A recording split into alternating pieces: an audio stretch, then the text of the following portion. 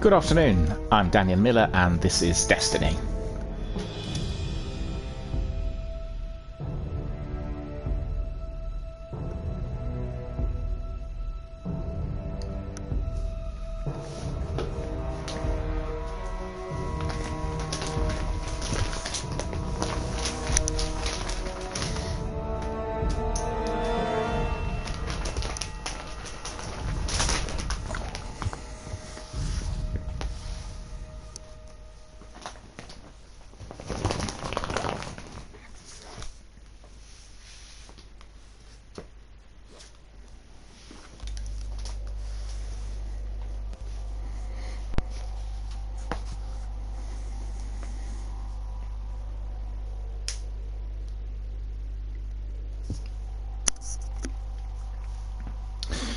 A warm welcome to all of our friends, fans, community members, participants and everyone watching us live on various platforms. Thank you for joining us and thank you for being our valued community members. Thank you also for participating in our beta test of the new channel setup, which so far has been very successful.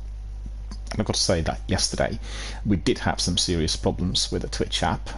It was interfering with our audio and it didn't really work out eventually.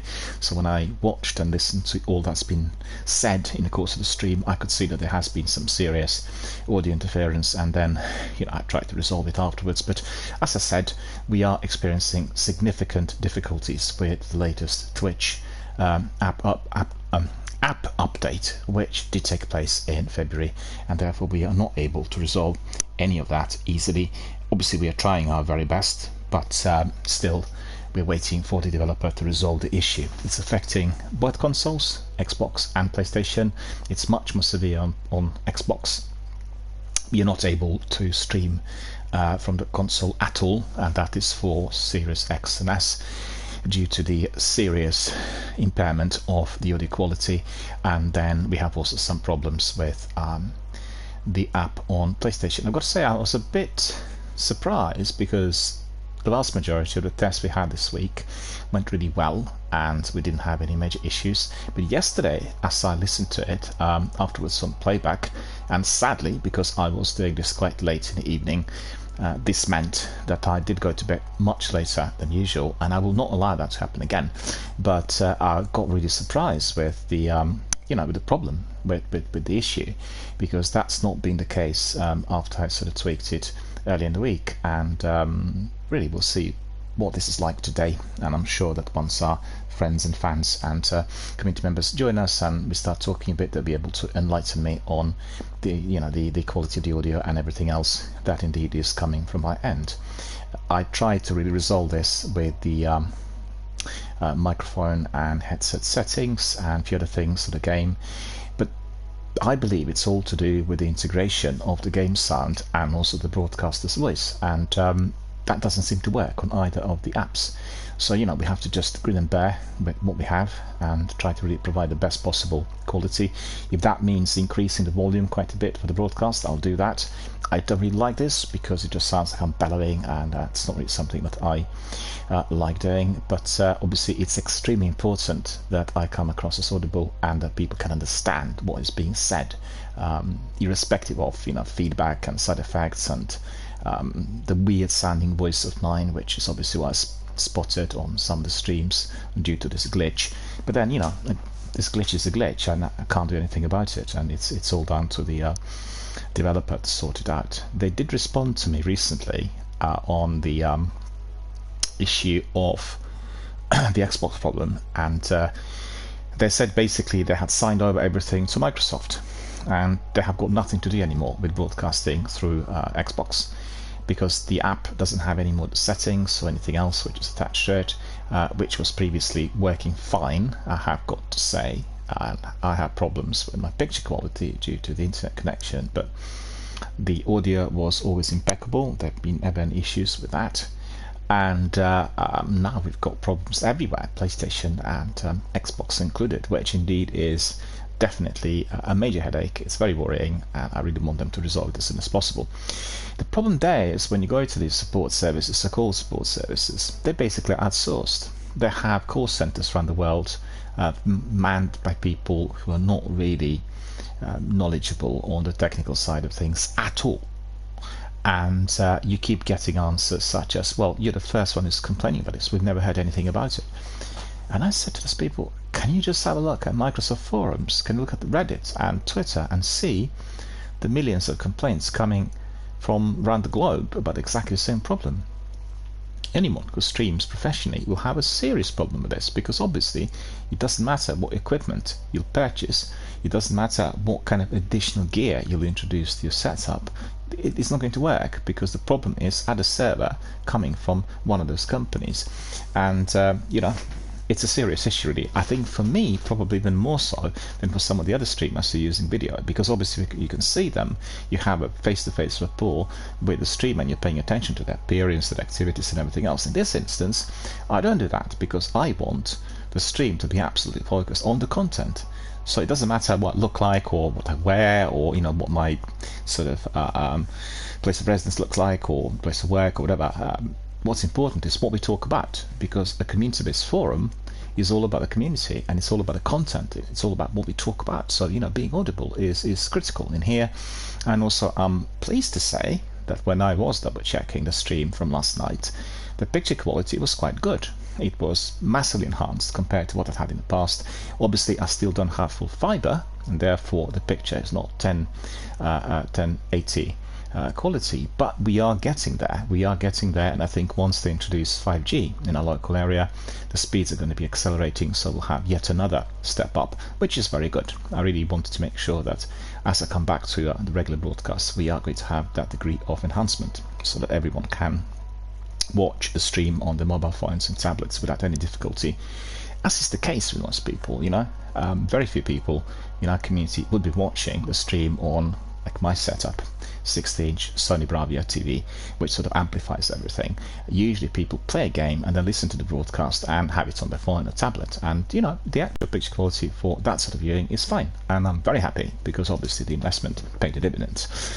Right, so anyway, I had a late night, I've got to say, and I'm very unhappy about this because my sleeping pattern then is affected, and all of you who've been here from the beginning will know that I really pay attention to my sleeping cycle due to the physical condition that I have, and you know, it's just crazy. The problem with it is if you are having a technical issue and you're trying to resolve something by yourself, it always drags on. And you know, 20-30 years ago I would be always trying to resolve things myself, and the time would just, you know, pass me by. But long time ago I decided that that's not the way to do it, and I was always relying on technical support services, which in fact for many years, I'd say for several decades, worked well. We were able to get appropriate advice. But in the recent times, and that's not just after the pandemic, it's also, you know, before the pandemic, as the expenditures began to spiral out of control for businesses and corporates, they began downsizing, they began outsourcing, and we don't get any support anymore. So if you have a basic technical issue, particularly on Microsoft, you will get messages coming back from them which are either automated or coming from Xbox ambassadors, people like myself, and that's really not what you call a proper technical support. You know, either way, just simply unacceptable, and you know, it's something that is causing a major headache if such problems have got to be remedied or resolved. In fact, I still have a dispute with Microsoft about my new console, because I called their technical support center, and one of the guys was sort of trying to resolve the problem which was present on the new Xbox Series S, and I lost data due to what he had said and what he wanted me to do, which was just crazy. You know, you've got somebody representing a company and he actually makes you lose the data, and I told him many times I don't want to go to this reset because I will lose some of the data, and he just was adamant that all the data will be backed up to the cloud. I knew that this was not going to be the case. So, it just seemed utterly ridiculous that somebody who could have been working at the market stall somewhere is providing that sort of advice and actually affecting people's ability to use the consoles. Anyway, that will be resolved in due course. It's just dragging on. It takes a long while, and I'm very unhappy with the way the Xbox UK is operating. It's very different to the Xbox.com, which is based in the US. They have much better quality services, and the customer service is absolutely tip top. And I've talked to that many times. But what we are getting in here is absolutely outrageous. So, and also on the emails, very bad responses and automated kind of messages coming in, algorithm writing it for you. You just really wonder whether the AI will be introduced shortly, and then we'll just talk to the AIs like we've seen in Andromeda and in Halo. So you just wonder whether that's the immediate future, not like future like years away from us, but something that will be applied immediately, because I have a feeling that that's been around for a while and it will just get worse. And I'm just sort of telling you a bit about my night, and I was happy with the stream yesterday. I was happy with the fact that our friends again joined us, and I want to stress that two of our friends who were talking yesterday were our kind of new community members. They had been joining the Abimila community of gamers and gaming for mental health this week, so that's fantastic, and really applaud them for joining us and for participating in our forums. And then we've had Sunny coming back, and Sunny had not been here for quite some time, ever since we were doing the anti-COVID group, which was based on Warzone primarily at the time. We had a very big community of gamers coming in every day and literally attacking all the problems that were plaguing us as individuals and our local communities by simply being engaged through very fertile conversations throughout the day here on this platform, on my channel, by gaming, and then talking about all the other issues that were affecting us. And Sunny is a member of that community, and we've had regular daily sessions of Apex and Warzone. So it was very good to see him. And also Matthias came back the other day. I actually talked in that beta 2-3 days ago about Matthias and the fact that he had provided me with some fantastic tips at my sort of at the earlier stage of my career as a Destiny gamer and streamer in here, through which he helped me to get some pinnacle weapons, most notably Dark Drinker and Sleeper Simulant. And I've not heard from Matthias for quite some time, so therefore I was also worried that perhaps himself or his family had been affected by the pandemic, just like many other people, and fortunately that's not been the case. And Matthias is now also helping other people to create various animated GIFs and memes and various other things that can be used on their regular Twitch streams, which was actually wonderful to hear. It was so great to hear that someone I talked about earlier in a day actually joined us later on, and just really wonderful sort of experience. And I look forward to hearing from many of our friends who were not here with us for, I'd say, probably more than 18 months, and look forward to that. Really, it will be a wonderful experience. Also, coming back to the channel, I think things are kind of progressing reasonably well, hence the sound and audio problems, but we are going to be resolving this in due course. And I think all the other things that I wanted to check, which was the add-on tools introduced through Stream Elements and also Lightstream, because I use now 5 entities in fact, for the streams, not just Twitch. They're all working fine, everything seems to be well connected, there aren't any major problems with any of those platforms, and everything is as it should be. So I'm quite happy to say that I think as from next week at some point we'll actually crack on with the regular schedule, and we'll really be back to sort of the full force streams, similar to what we had in the past. Anyway, back to the channel. I've not been streaming for some time now because I was working on the Film Dialogue, my other hub, which is dedicated to film industry and film history. And I spent obviously a lot of time working on it because that entity had suffered somewhat due to my involvement with gaming. So I think my perspective for the future will be that the time will be shared in between the two forums, one dedicated to film, the other to gaming. But most importantly, both entities are supporting mental health, and I really want to stress this because I've been running campaigns supporting Mind on Instagram for Film Dialogue and also for my channel here for the Edwin Miller Gaming Dialogue. And I really want as many of our community members as possible to become fully involved in those campaigns, not simply by donating revenue, which is obviously one of the very important parts of it, but generally by spreading the word about the charities that I support, and also spreading the word related to the needs of certain people in the community, because we've seen that during the pandemic many people had lived in isolation for many months and sometimes even a couple of years, and therefore their health had suffered, and that included mental health as well for many people.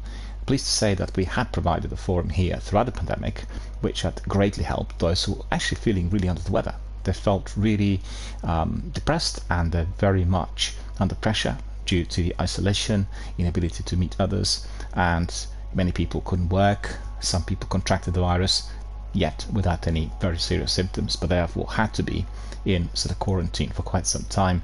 And we did have quite a number of people coming here to the channel and playing Warzone and Apex with us who actually were suffering from the illness. As I said, not with very severe symptoms, but when you are having COVID, and particularly at the beginning before we had the vaccine, everyone was then kept in isolation for anything between 2 to 4 weeks. Some people actually stayed indoors for 6 weeks as long as they had some symptoms. And 6 weeks indoors without being able to go out of your room is a terrifying prospect for anyone. And what we did here was providing a lot of time and space for those people to come in, to talk, connect with us, have fun, and forget about the ills of the world. So that was really the bottom line. And I'm streamlining a channel, as I mentioned already in my other streams, in order to have that re-emphasized, meaning this channel has always been based on our community effort and community interactivity. It's a community-based channel that caters for the needs of the people who are participating here, and also the channel that's been raising various issues that are affecting our communities worldwide and domestically, of course, our local community here where I live, London, etc. And we want the channel to be more and more connected to such groups, and we want the channel to be supporting the good causes. So that means supporting our charities, institutions and organizations within the charitable and sometimes corporate and commercial sector that are supporting health. And primarily, in my case, we are looking at the charities supporting mental health, those that are working with children with serious illness, people with disabilities, those experiencing homelessness. So there's like 3 different areas where this channel will be fully engaged, not just here by doing the streams, but also out there in the community by promoting Gamers for Mental Health type of community and forum that will be raising the awareness amongst the local people on what the need actually is. Because, to be fair, we can access a lot more information today through various platforms, but I think people generally have become more ignorant about what appears to be the basic need unless it's actually on their plate. And I had observed this over a period of quite a few years. So it's actually like a paradox if you look at it. You can access all the information from everywhere, yet you're less concerned about what you're getting. And that's the reason as to why a lot of people resort to reading silly postings coming from so-called influencers or fake news or clips from various reality shows, because people just had enough of everyday ills. All the time it's all about payment of the bills, stress at work, commuting, and particularly in our big cities it had become really unimaginably difficult. People are suffering tremendously, and not everyone will actually speak out. So forums like this are here to raise the awareness of those issues, because if we are allowing those stresses and those everyday ills to be persisting over many days, months, weeks, years, then our health is going to be affected. And sometimes it can have absolutely devastating, detrimental effect if somebody develops obviously very serious illness due to the fact they had little sleep, they were constantly stressed out, they had lots of problems on all fronts, and they were not able to do anything that would shake them off, right? So that is what this forum is about. Being able to kind of raise your hand, speak up, is definitely something that we always encourage. I'm not saying that everyone should discuss the innermost details of certain difficulties, absolutely not, because we have other forums that will cater for this, but actually acknowledging the difficulty and then joining forces with others, like-minded people, those who are interested in video gaming and who want to tackle various difficulties, is going to provide assistance, help, guidance and additional support. So very important that we all fully are aware of this. And as I said, the channel is pursuing that line. I was very, very happy to hear that even yesterday, obviously on Saturday, Mind had contacted me and they were expressing the gratitude for all that's been done for the fundraising so far. I mean, I find it quite extraordinary, but that makes me think that not many people from the gaming community actually were involved with that sort of fundraising. And we have a very good, very well-built system on Tiltify that is providing such services, not just for one charity, but for very many that include primarily the US and UK charities, and you can have plenty to choose from. In fact, I did mention here that what I will do is I'll have initially, right at the beginning, the campaign for Mind, but we will have other charities included, and I'll talk about them as well as we go along, in order to create a bit more of a wider choice for people who want to be helping. Almost every one of us will have a member of our family or of our local community, or indeed somebody who might be a friend or relative who has gone through some sort of really rough patch health-wise, and some people will know others who have serious mental health difficulties or people who had gained disability, and therefore having that choice, supporting a variety of different charities that are catering for the different needs, will be of assistance. So we'll have initially, as I said, we'll be supporting Mind UK, which actually is also known as Mind Charity if you're looking at @ on Instagram and Twitter.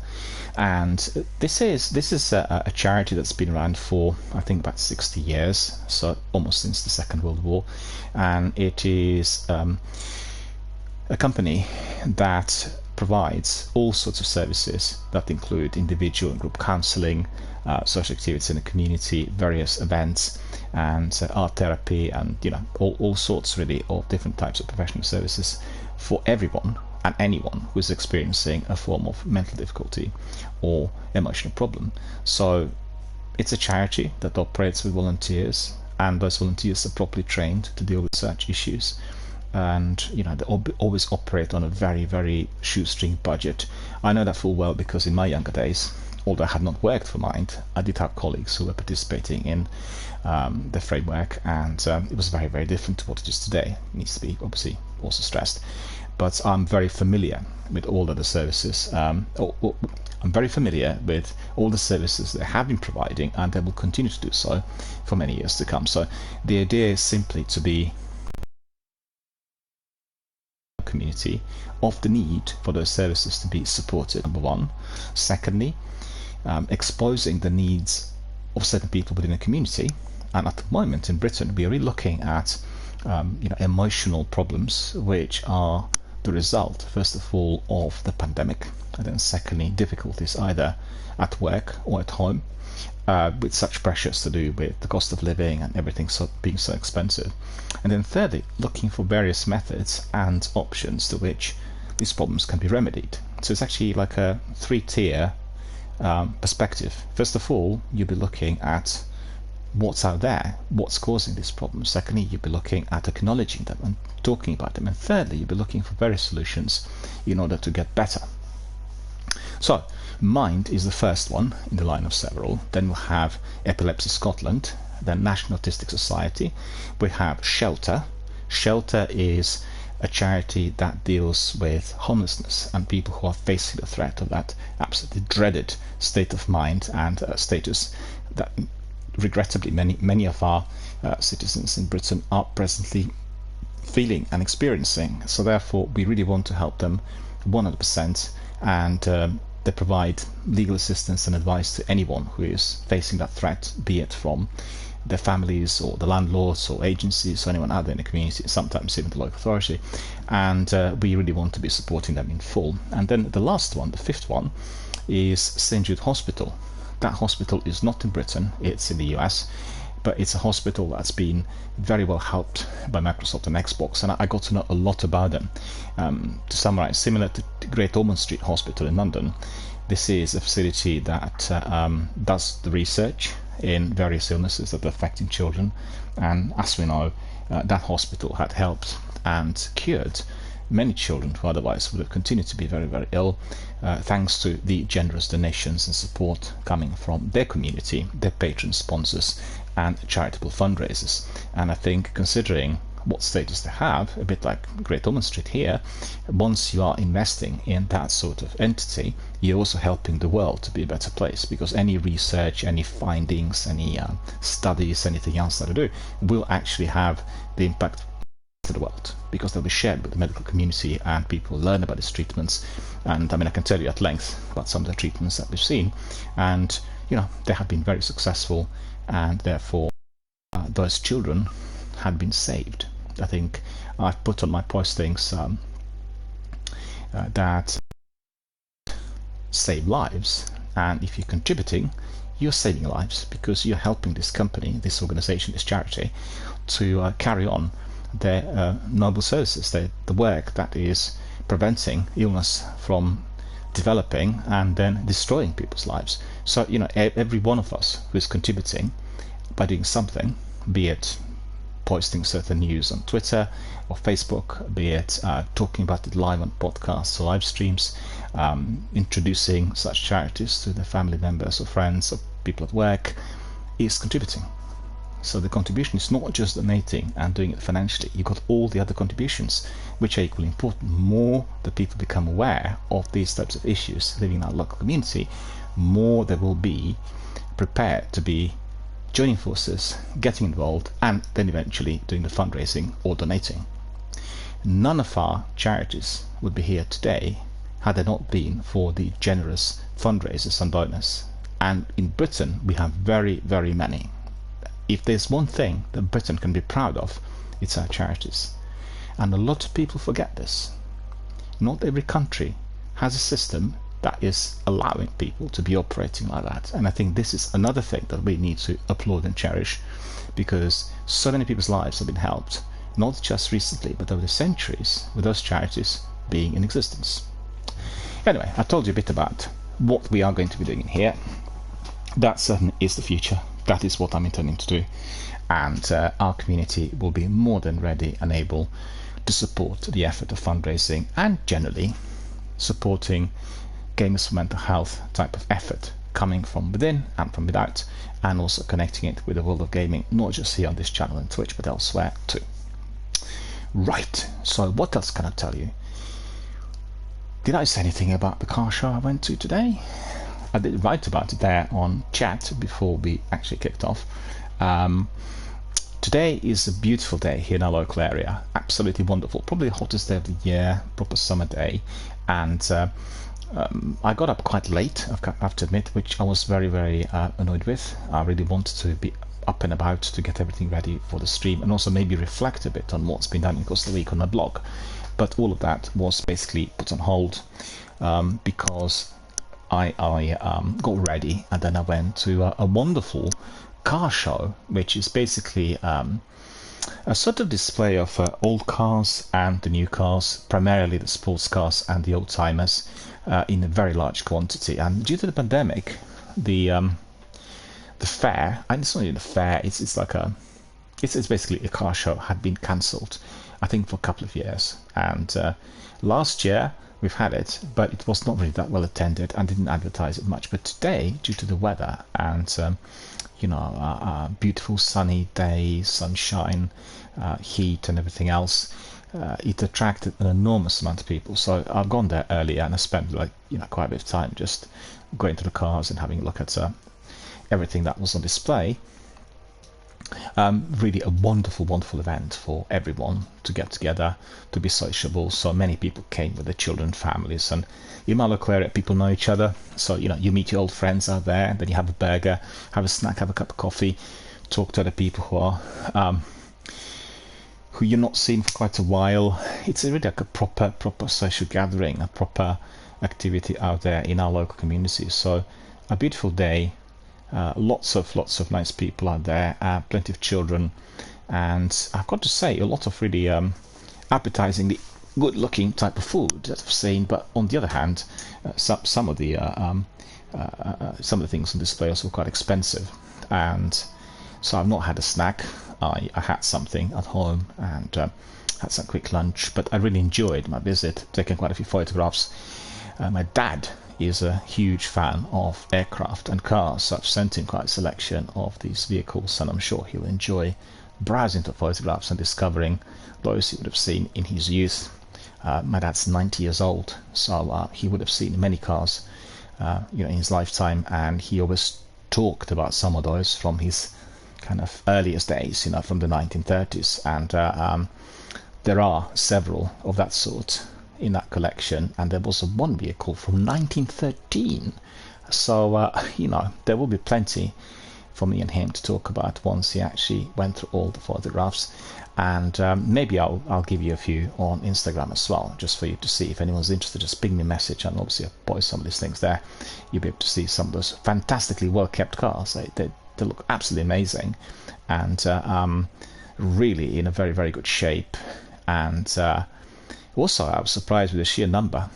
I think probably today was the biggest one I've seen ever since I lived here, and all very good, very sociable, very much sort of community based, and that is exactly what I like to see. I didn't meet my friend who works in local CX store. He was going to, I think it was the Gamescom. Was it Comics? I think it was Gamescom last week in Excel in East London, and I still need to catch up with him to hear what the convention was like, because he was after a couple of games that he still wanted to get for his collection, and these kinds of events are usually a lot of fun, and I should have gone myself, but just recently, certainly since the pandemic, I have been spending more time here in my local area, not gone to that many live events, but things are going to pick up, and maybe we'll do some podcasts and those. We'll see really, and we'll play it by ear. I'm not really fussed, because most of my life I've been spending time for those activities which were based at some sort of event or location elsewhere before we discovered, established and built these online forums, which feel pretty much the same, and that itself has been, I guess, revolutionary for myself, because previously I'd be always involved with live events and lectures and live presentations and Q&As and that sort of thing. I mean, it's just very, very many over the years. But in the recent times, hardly any. Not to say that I will not go out to lectures anymore, but it's just a shift in the way we work, the way we think, and the way we actually are, and the way we operate. Because lots of these things that we are doing today here through live and interactive online forums was completely impossible until recently. I mean, give an example. Being a console streamer, it was impossible for me, even the last time I streamed in full, to have overlays, because I didn't stream off my computer, and this was the only option. Being on a computer meant you could import the overlays, and you can work everything on your laptop or your PC desktop, and then get it all up and running. But that's ancient history. Since about 6-8 months ago, all these overlays are available for both consoles, and they go to these sort of cloud-based services and look incredible, and everything works. As you could see on your screen, this is the overlay I created there through Stream Elements and Lightstream, and it was difficult. It did take me a bit of time, but what's important is that it works, and it provides me with everything that I've seen through various Twitch streams and other things I watched over the years. I always felt a bit, that I didn't have this, and people couldn't really donate, tip, cheer, and all this with alerts live on the screen, which many people were having, and that's all been resolved. So yesterday we were testing some of it towards the end of the stream. Everything seems to work. There are certain quizzes and certain competitions that I'll have to create outside of this forum, and then people can use them. But everything will pop up in due course. We still have plenty of time to test the equipment and do everything else. So, I mean, I'm not going to be pushing it, and I think we've accomplished a lot during the last few days, purely on the technical front. Our community members helped tremendously with everything, and I'm more than fully aware of everything that works. And then yesterday, sadly, I became aware of some things that actually still do not work. We'll see what the stream is going to be like today. I was very surprised that yesterday the sound was dropping in the same way as I spotted, the whole thing on Xbox. So that's really what worried me. It was this sort of talking in the wind type of broadcasting, where your voice goes up and down and it just sounds funny, and it comes across like you have a different accent, or you give some feedback and some interference. It's really absolutely dreadful. And also yesterday in the stream, the sound coming from myself was not blending in properly with the game sound.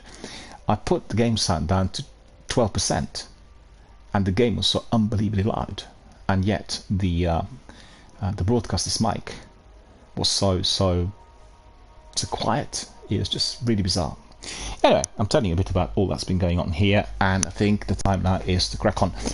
Before we crack on, I think for everyone who's interested, you can simply resort to some of the links which I have on my About page and Twitch channel. I was telling you about our charities and the kind of campaign that I'm presently running, which is the fundraising campaign for Mind. So I'll put the link in here straight away for you to use if you want to get to know more. So I have all the information there on the fundraiser, myself, on the company, which is Mind UK. It's one of our leading mental health charities. And then on everything that's been established so far. When you look at it, you'll see also I have milestones, I have quizzes, I have polls, I have community-based events. All of those are based on our activity that's linked to fundraising. And it's very, very interactive. It's fun. It will make both entities even more fertile, which means our awareness of mental health and our support for Mind UK, as well as all of us becoming more engaged with our community-based forums, which actually are aligned to the campaign. You know, so every single milestone we reach will give us a special community-based event with us getting together and then doing things which indeed we agreed on, and also we'll have quizzes that will ask our community members on what are we to be doing, like for instance what armor to wear, what weapons to use, and etc. etc. So it's like really, it's very interactive and interesting, and I'm amazed with what Tiltify had developed, because I did look at that several times in the last 6 years, and every single time, you know, every year it's a lot better. But the recent developments I think have been the best, and they must have been working together with some guys from the gaming industry, because they knew exactly how to tap into the mindset of a gamer, doing polls, doing quizzes, doing rewards, doing integrating everything with your channel points, for instance. You can exchange the points for certain kinds of prizes. It's, you know, it gives us a variety, and I think we'll learn about some of it as we go along. Anyway, before we crack on with some gameplay, I want to put in the link so you'll be able to learn more about the charity and the campaign if you wish to. So just bear with me.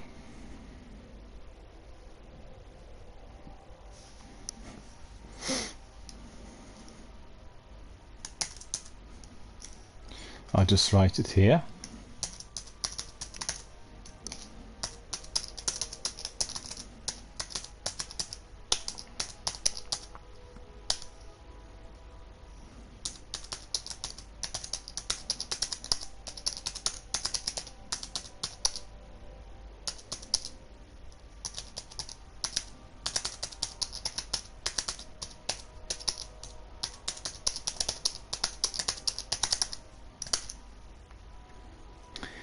So what I put there is further to all I described.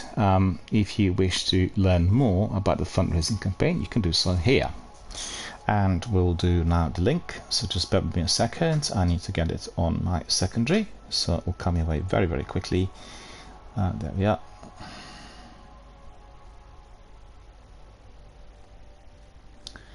Oh. Bear with me, the link's not popping up as quickly as it should. It's the usual thing, you know.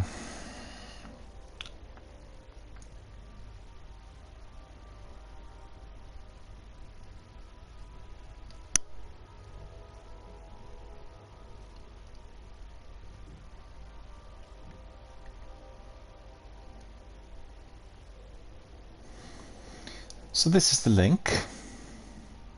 Be able to see it here on the chat, and the link basically gives you all the information, so you can see what the Mind UK is about. You can learn more about the charity. Lots and lots of links in there. Once you enter the icon that says Mind UK, and you can learn more about myself as to why I'm doing the campaign as well. And then you can see how we are going to be doing it, because we have milestones, we have quizzes, we have polls, we have rewards, we have community-based events, and all of that is tied in with us reaching certain targets. So to summarize, the campaign is going to be lasting 6 months. So between now and then the end of the year, 31st of December is the last day. And I'm sort of hoping to be able to raise £1,000 for Mind UK through our activities here. And so everyone's most welcome to donate as little as possible. 1 pence will be good enough, just donate, because if you have 1 million people donating 1 pence, it's going to be quite a sizable revenue for the charity. And every single contribution will help. People shouldn't think that the donations need to be massive, that you become like a philanthropist of some sort. That's not the way it is. Contribute in any way you can.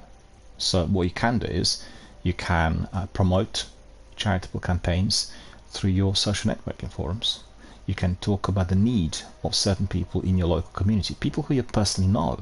Somebody who lost a job, somebody who had serious problems with their parents, somebody who had become seriously mentally unstable, somebody who is suffering from emotional difficulties, someone who is facing homelessness because they lost a job and they have mortgage to pay and they've got no money. And so, talk about it. These are very important issues. Spend some of your time, instead of looking at influencers and reality shows, on that, and do something which will be productive and noble for those people, right? For those people experiencing a difficulty.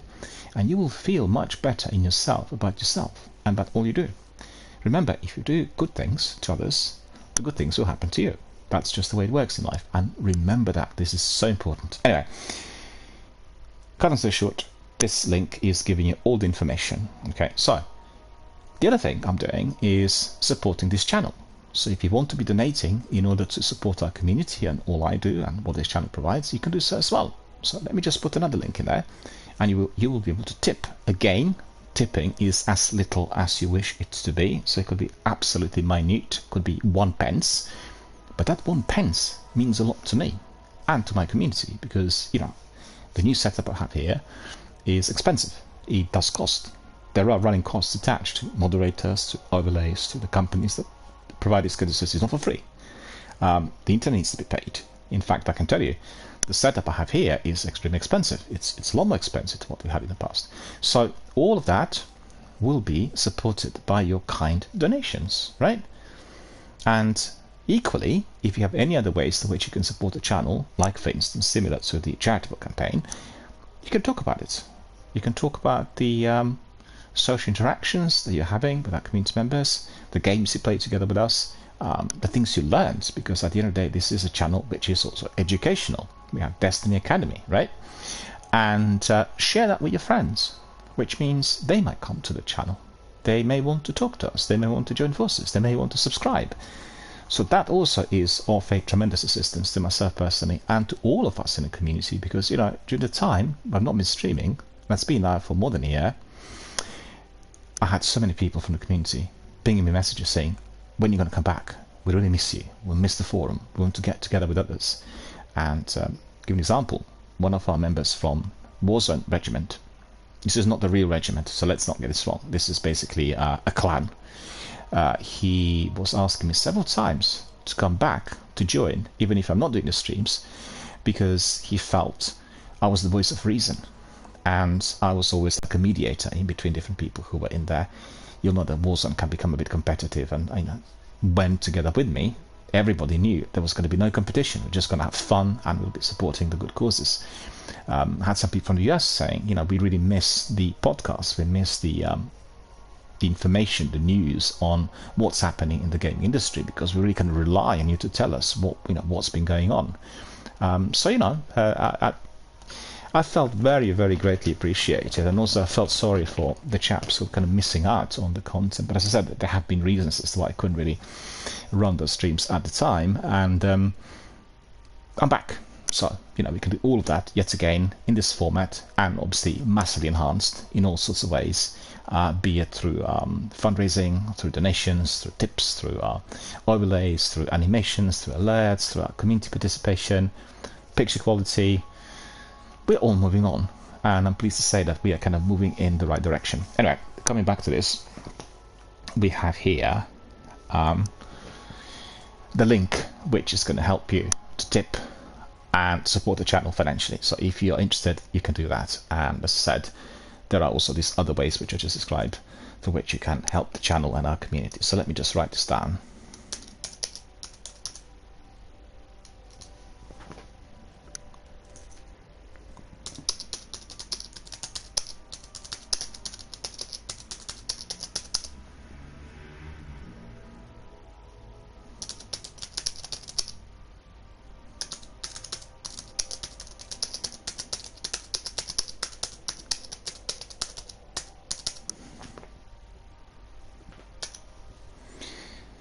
If you like what you see here, you can donate and support this channel and our community. I do apologize for this typos. I'm using a Bluetooth keyboard, and that's being connected to my tablet. So when I'm typing, I type really fast, and sometimes some of the digits don't register because of the Bluetooth connection.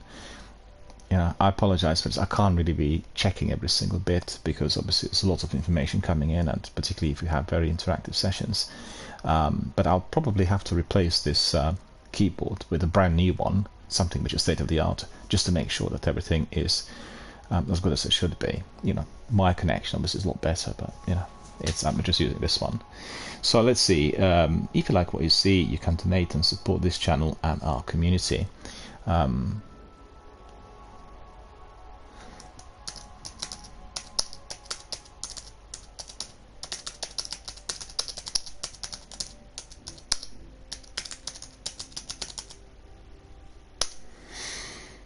Every contribution will be greatly appreciated.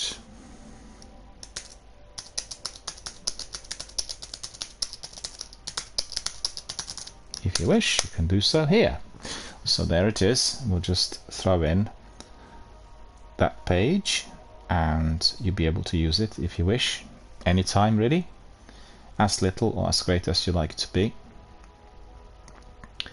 Again, similar to fundraising for Mind, this is all automated, and it goes through Tiltify and through Stream Elements. So Tiltify cater for the charitable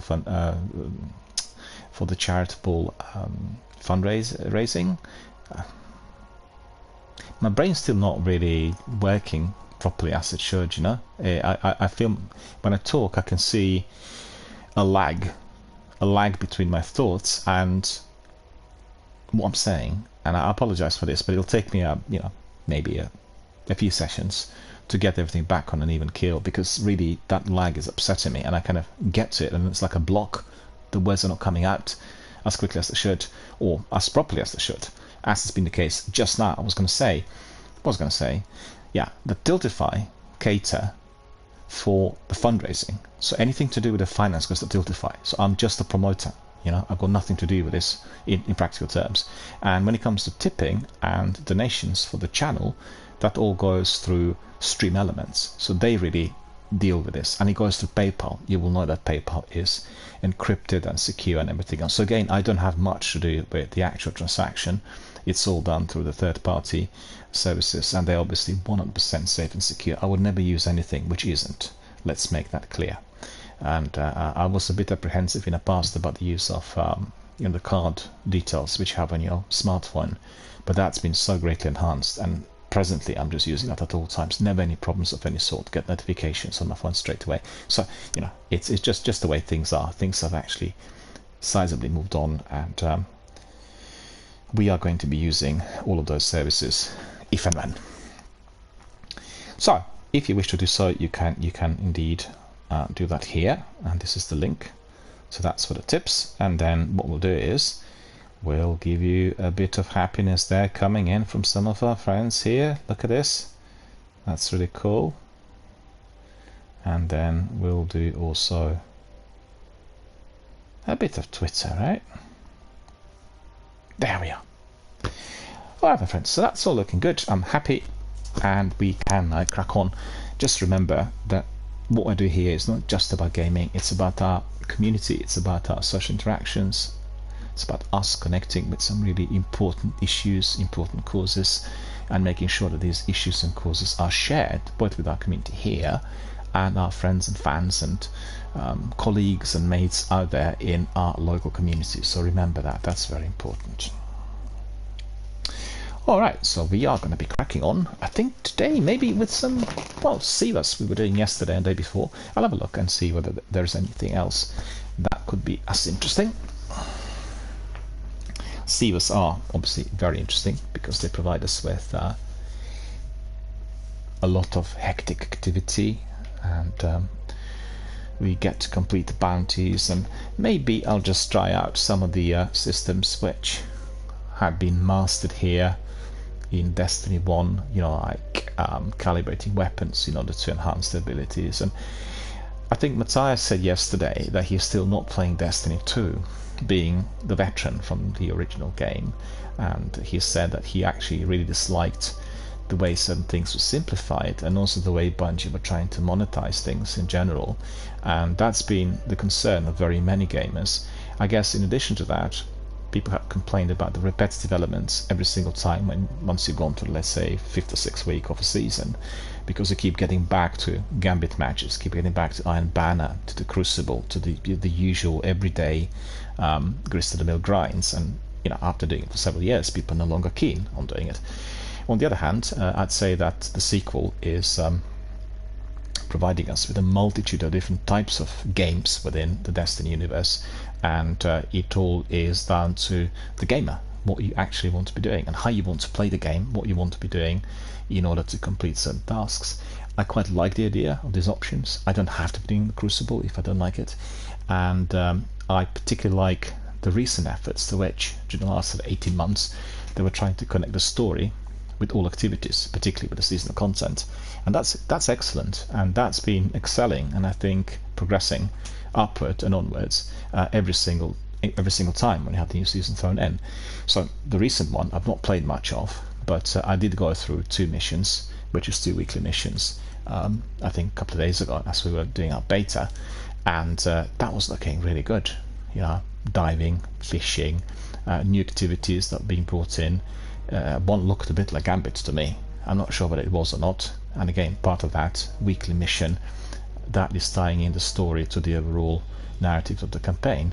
So all of that is excellent, and we want to really help Bungie to carry on.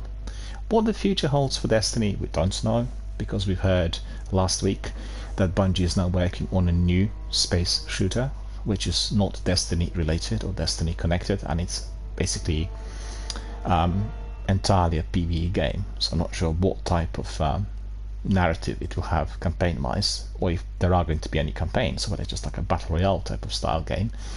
We'll see. But that has been of concern to some of our friends, because they said, well, you know, the trouble is if everyone's migrating to the other game, then maybe that's going to be the demise of this Destiny world. Maybe after the next installment, the last chapter, we are going to have something else. And I'm personally quite unhappy about that change of direction. We've heard from the developer that they wanted Destiny to be there for quite some time, and they wanted it to be like an ever-evolving world, similar to what you have with Elder Scrolls, for instance, Elder Scrolls Online, that is. You always have the new content thrown in, there's always something happening, there's new characters, new chapters, there's prequels, sequels, you name it. I think, well, you know, what I don't like is reading very many postings on many different types of online hubs for which to speculate. Like, for instance, today was yesterday. You will know that I do the news every morning, and the news go to my Instagram, to my Twitter, both for films and gaming. And every day I read this. That's the first thing I do in the day. And I was really unhappy where, I think it was on Games Radar, they suddenly wrote this article which indicated they knew all about what's going to be happening in Mass Effect 4. And then I started reading it, realized they were just speculating about what might be happening. Well, anything might be happening. You know, you've got no indication and knowledge at all on what the contents of the new game are going to be. And they came up with some stories of the extension of Andromeda and some of the planets which were discovered in Mass Effect 2. So it's pure speculation. You know, it's just pulling the rabbit out of the hat. It's just crazy. I hate those kinds of articles because they're misleading. And I have seen, for instance, that some articles were created expectations. I'm trying to think what game that was. Hang on. It was about The Last of Us 2, the sequel. You know, there was the expectation for certain things to actually happen, and they were completely invented. They had absolutely nothing to do with the developer. And that itself was very concerning, because when the game came out, the number of negative reviews was staggering. It was unbelievably bad, like the first few weeks. Yet you knew that the game was selling like no other. The biggest game in terms of sales on PlayStation at the time. So, you know, something was wrong there. Something did not really pan out as it should. And I've seen that several times. What was the other game recently? I think the concern is about the games that actually perform well. It's a different story. The game backfires, like for instance Redfall. Obviously, Redfall had the dreadful launch, and they really have to work a lot on that game in order to make it as good as it should be, or I should say as it could be, because it's a game with absolutely phenomenal potential. But you know, releasing the game in pre-beta stage, like it looks like an early development game, no cutscenes, just concept art chucked in with a narrator. That's offensive to everyone who paid $90 for the game. It's completely unacceptable, and obviously there will be very serious backlash. Already, that's been experienced and seen. But what I'm trying to say is that I would understand the backlash if it was happening because the launch was so poor, and we've had that with Anthem. We had that with Fallout 76, just to mention 3 of those like big games that seriously backfired. We've had that with Cyberpunk. That's again one of the worst launches that any game would have had in recent history. So it's 4 major AAA blockbusters that had huge anticipation, huge expectations behind them, that completely backfired due to that degree of negligence, or the desire to capitalize on the inward investment that was coming from the shareholders and the investors in those companies. They just couldn't wait for the money to come back. But actually, you will lose all the money if you're not careful when you're releasing games which are half-baked and unfinished. I mean, think about CD Projekt Red. They were nearly completely destroyed by that launch. It was just down to the investors that, you know, they managed to survive. Nothing worked on PlayStation. Nothing. And still today, if you are to buy the game on the PlayStation, which actually couldn't be bought anymore, as they pulled it, considering all the technical difficulties at one stage, still it's offered on the top price. I don't understand. It just seems completely mad to me.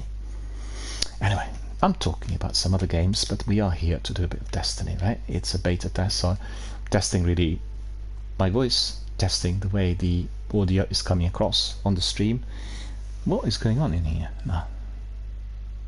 I apologize. I suddenly had a strange message asking me to be importing some photographs. I'm not going to be doing any of this. We'll go to the tower, we'll pick up some bounties.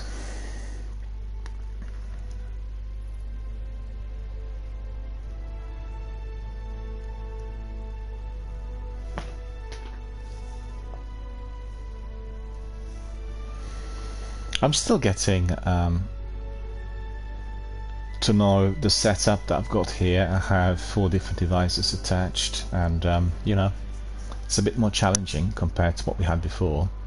The biggest challenge I have actually is watching the chat, because the chat is not on my main display. I can't see it, yet I've got it both on the secondary, on the third one and the fourth one, and I've got to be constantly watching what's happening on the chat at the time when I'm, for instance, doing a strike, and that's really, you know, not particularly good. And I've got obviously the chat window on the stream, so anyone watching it be able to see it directly displayed within the frame. And then we also have it on Twitch chat, so if you leave the Twitch chat on when you're watching, you'll be able to see everything at once. But I don't have the benefit. I'm not sure as to why they did that. because initially there were chats on display for Xbox and PlayStation, but that's gone. In fact, they have one chat on PlayStation 4 which covers most of the screen, so it's a tiny picture, you know, in the top left corner, and then everything else is chat. It just doesn't work properly. It's not something people want to see on a live stream on Twitch, so I can't really use it.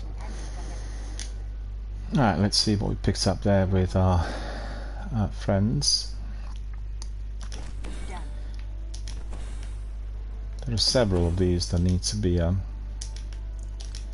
resolved. Okay, what we'll do is we'll just go to Master Rahul first of all to get those engrams decoded, see whether there's anything good. We'll see. Hard to tell. I'm actually curious to see how many people are watching Destiny today. Let's see. 16. That's very little. Well, the number of people watching Destiny has just dropped and dropped.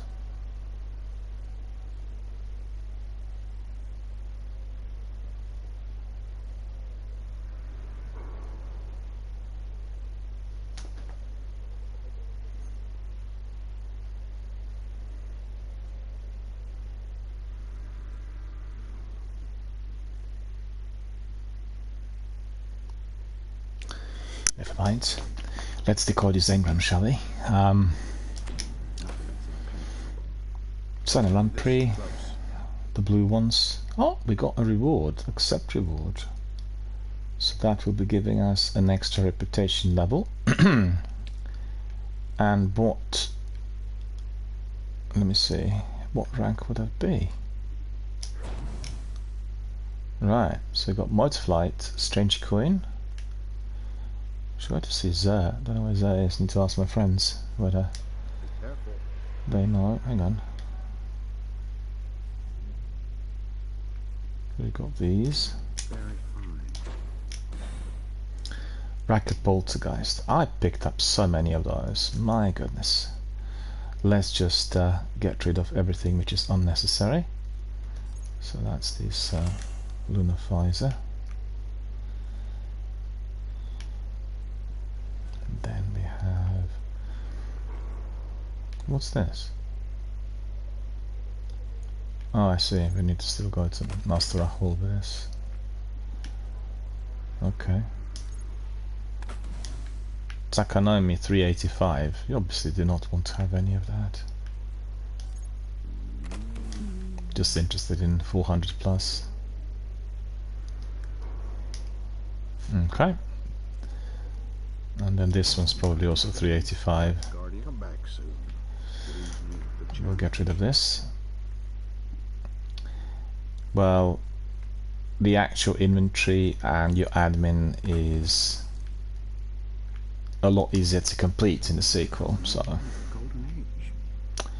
in here it's fiddly because it needs to be picking up, getting into inventory, deleting, or vaulting. I much prefer the one in the sequel, I've got to admit. Let's see in here, because you know you waste time like this. Check.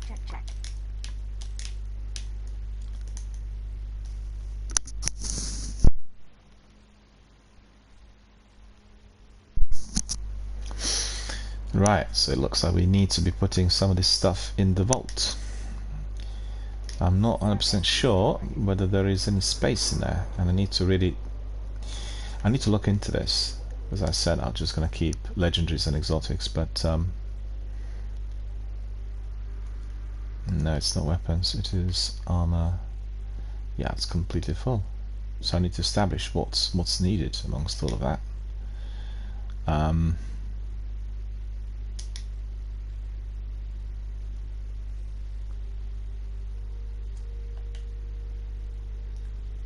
General source are full. Well, I don't need this one.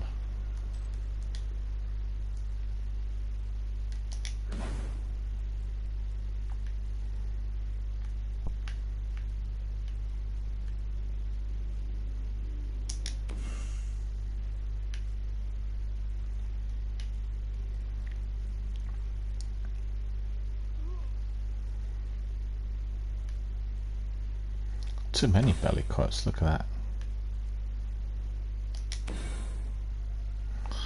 So now we need to really delete.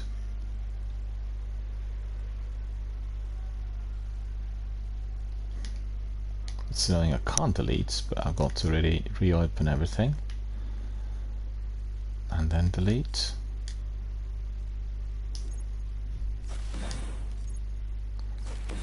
Which is taking time. No, this will be decoded.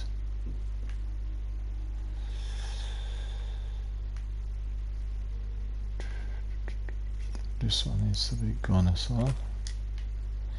Oh yeah, we got these engrams as well. It's not these. This one.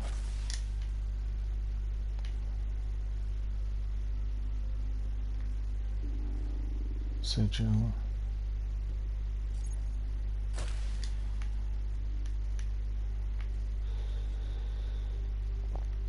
I quite like this one. It's just the appearance of it, you know, a bit like Wolfgren, and also this stag, Iron Pride. I quite like that. What else have I got there that I've not seen? Alright, okay, we'll go to wait a minute, I need to put some of these items in there, right? Like this one. It's full. That is annoying. Not enough space. Oh, I need to resolve this at some other time. Service restored. Well, we don't have that many, but these ones really need to be deleted. They're of no use to me, so I'm going to waste my time doing it. Looks like my rank had increased there with Future War Cult. A rare treasure. Okay, so that's good.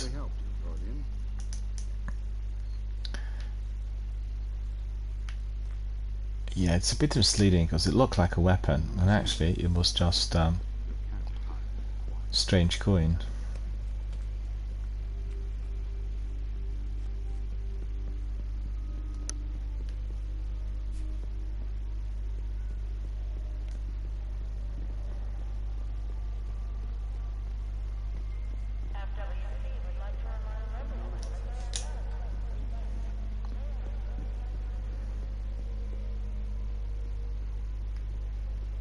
Lakshmi's there, Future War Cult. The reputation has gone up. So what are we gonna be having? Let's see. Future War Cult. Chroma? Weapons? Armor.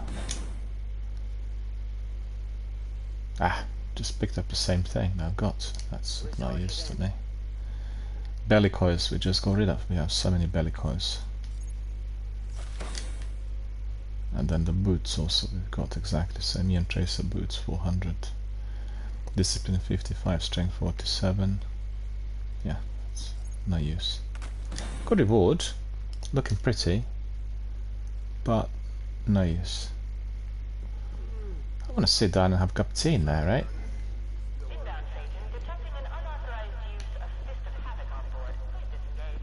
I'm curious to see what other task we need to complete. Because it looks like there is someone else.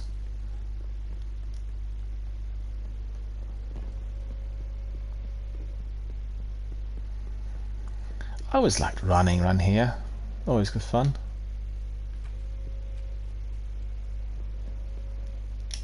Ah. So that means we need to go where? Down below. Yeah, that's right. Alright, so probably gonna be with Zavala. Because I had his bounties. No, actually Cade. Alright. I believe you're looking for this.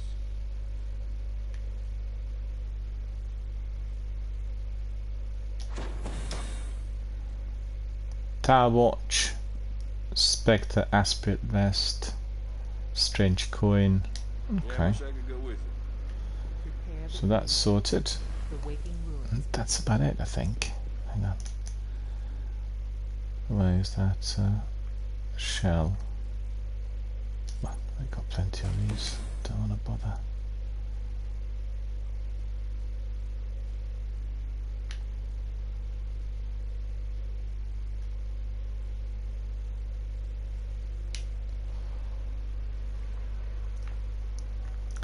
Well, each one of these ghosts will have a different type of tracker. So if you're looking for certain materials, very important, like let's say you can spin metal or worms or one of these, and you won't have this ghost placed on, because obviously once it's placed there in inventory, once it's fully enabled, you are going to be able to find the materials with ease, as the tracker will tell you exactly what the materials are. So remember that.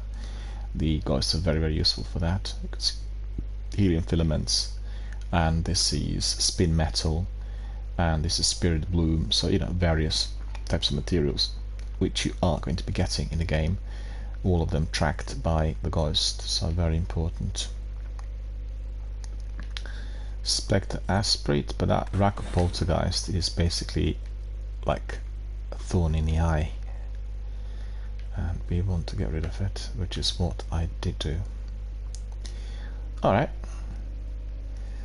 so I think I'm sorted. I need to pick up some bounties. Oh, hang on, I need to go back to Zavala. Just remembered he probably will have a bounty or two for me. You're looking rested. Good morning.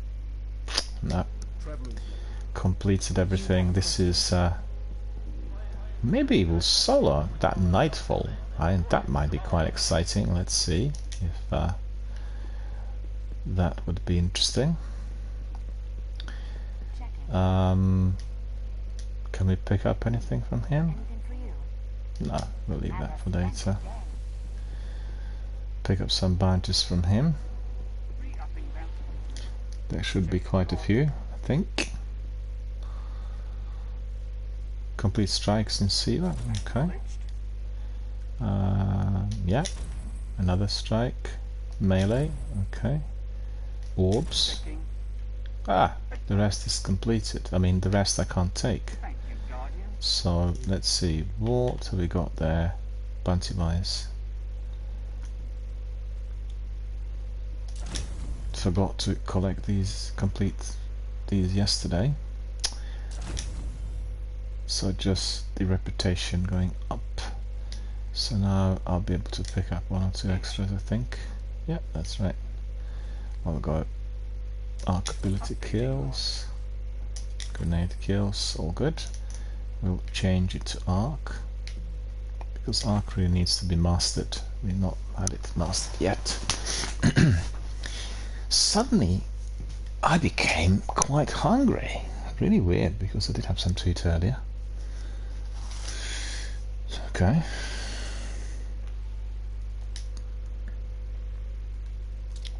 Goodbye. See you later, KD.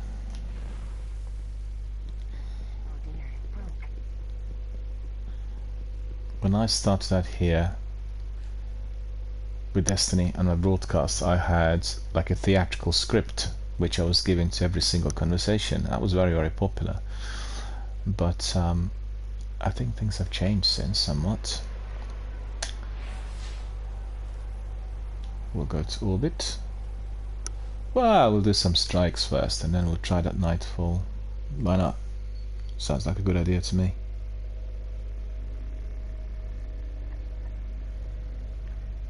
God, time flies. I've already been streaming for almost 90 minutes.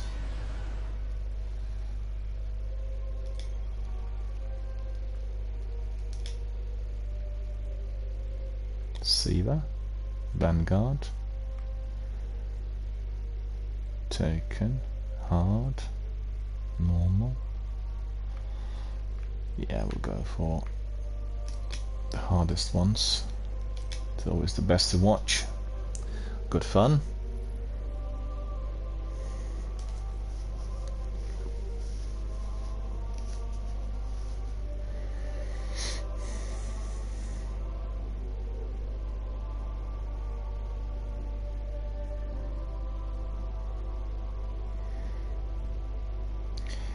I wonder what games you guys are playing at the moment, because really we are spoiled for choice. We have so many out there.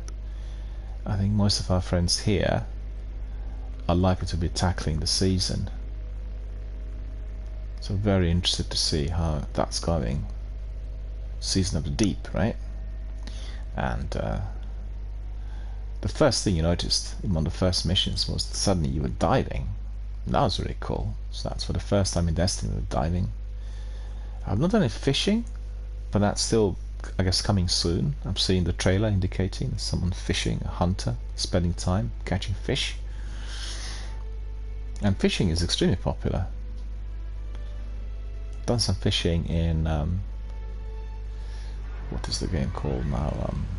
The Nod game. The Black Garden may not stay among us for long. Something has begun to repair the schism torn by its destruction. Becks now flood the garden channels to protect it. We must stop the Weavers before they seal the garden and begin to summon back its heart.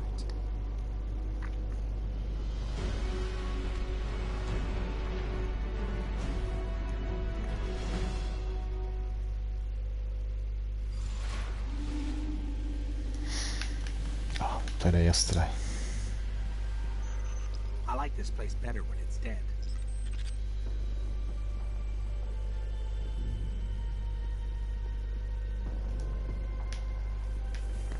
Well, it looks like we entered someone else's strike, by the looks of it.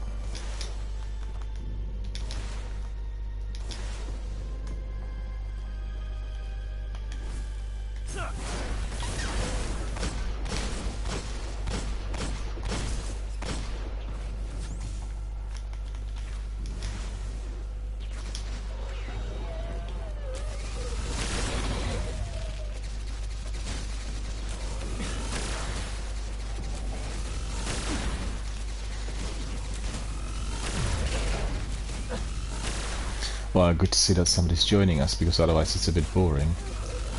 I've got to say, I actually don't like really playing Destiny all by myself. Particularly when it comes to these activities like strikes, raids, Gambit, you know. This is a community effort game, and the more people you have involved, the better.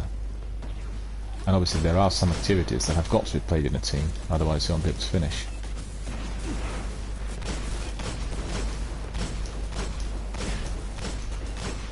It's taking hardly any damage.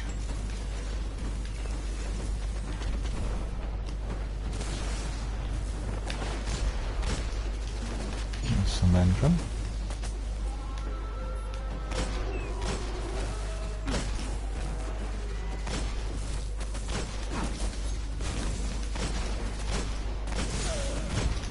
Being hit by another Minotaur in there.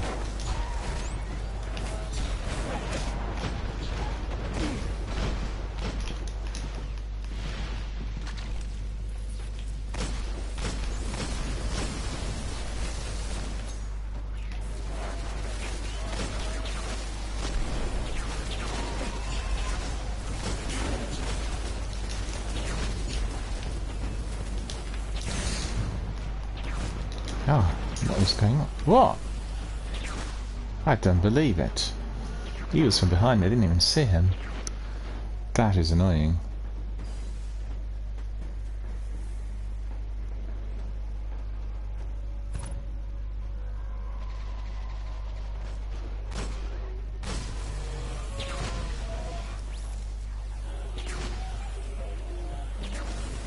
Thank you, friend. Thank you.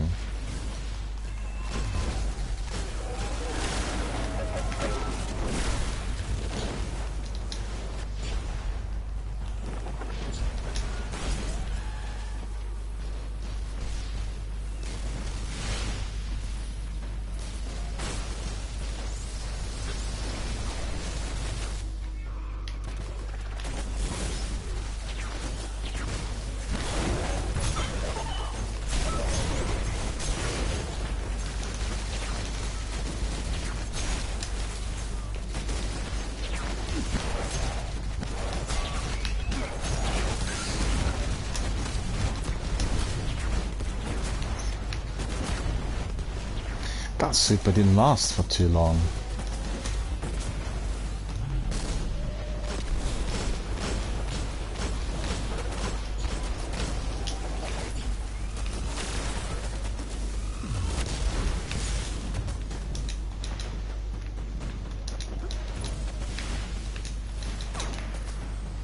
What, am I not able to get up there?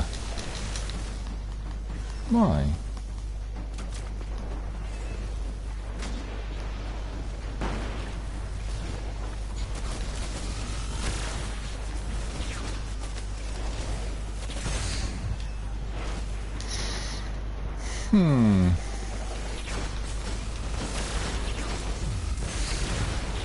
Well, that's not looking very rosy, is it? One just behind me. Ah, didn't see him at all. And we both got killed. Start from the beginning.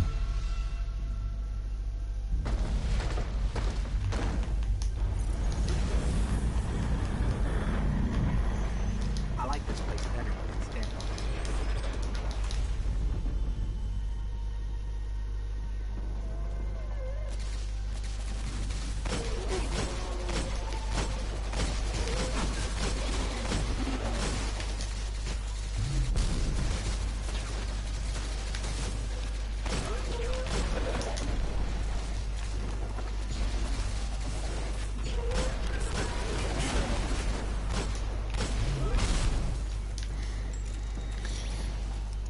If you're fighting the Vex, you need to be always aiming for that milk spot, because once you hit it, then that particular Vex just simply explodes. So watch this.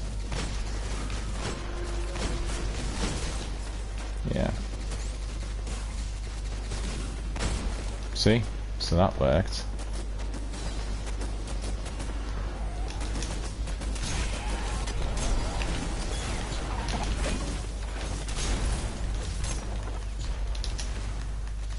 Where's the other one? I got my super on. Come on.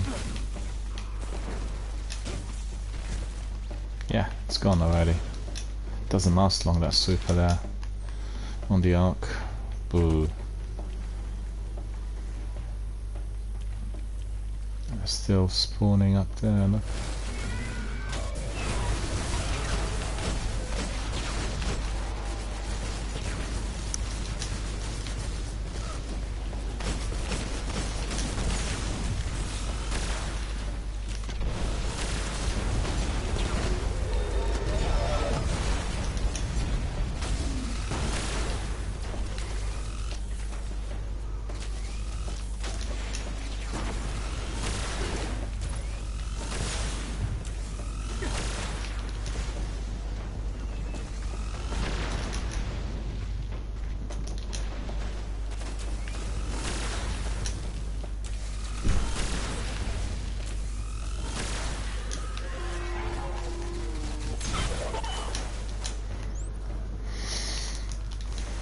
So that is almost complete, almost.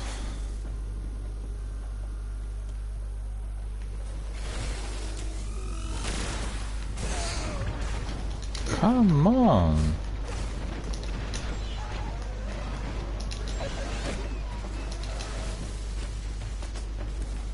Well, some of the sealers actually need a 3-man effort. I played one of those yesterday, it was almost impossible to do by yourself.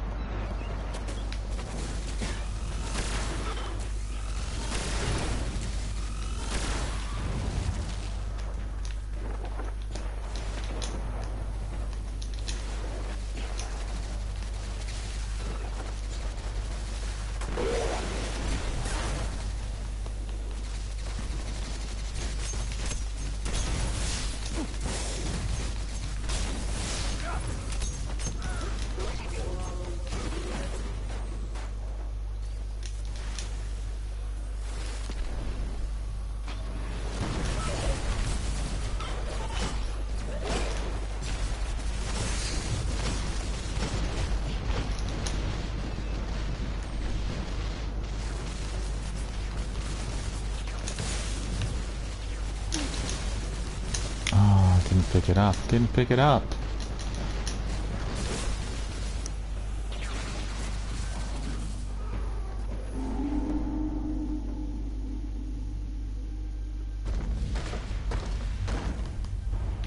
Yeah, we really need another person to come in, because then I like this place better. it'll be a bit easier. Because otherwise we'd be just trying to get rid of them all, and we are not doing any speed runs, you know, like some of the other guys.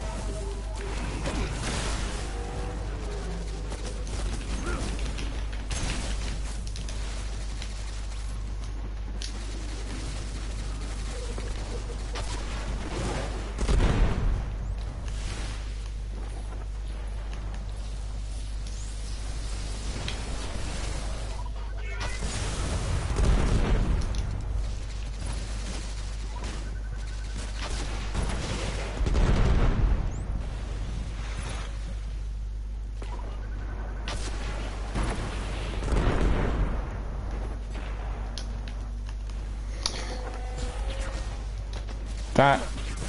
Oh.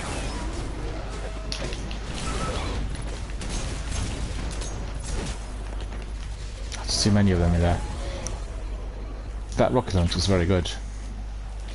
Really produces very good results.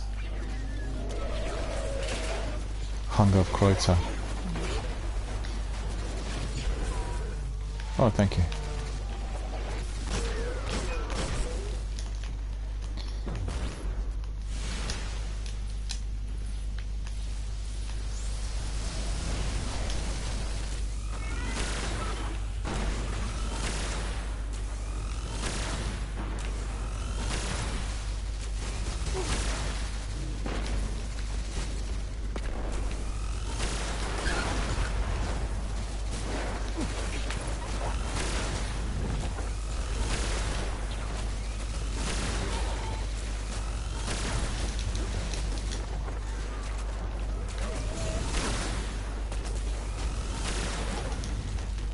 So that's it, probably.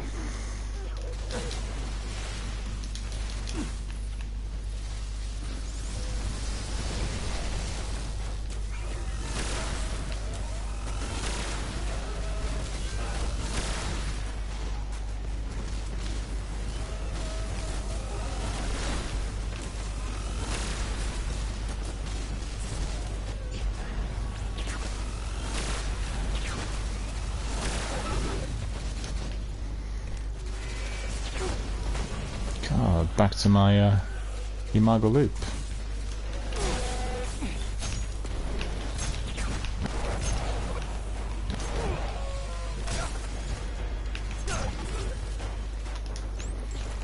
I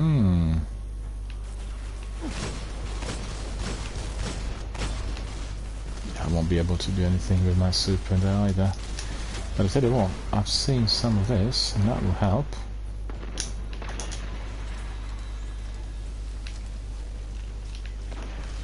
Back there.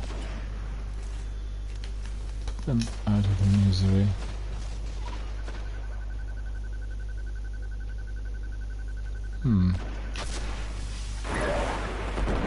Oh, it's good. I like that.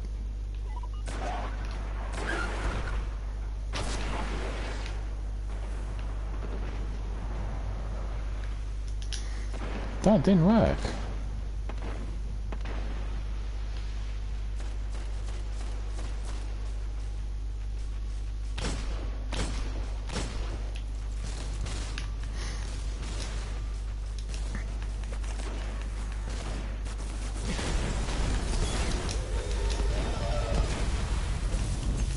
Ah, wasted my super now, look at that.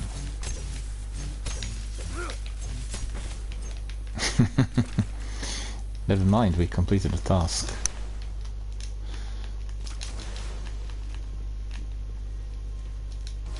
I'll need the Hunger of Crota for what's to follow. Alright. Apologise for this, I've just lost my bearings for a moment.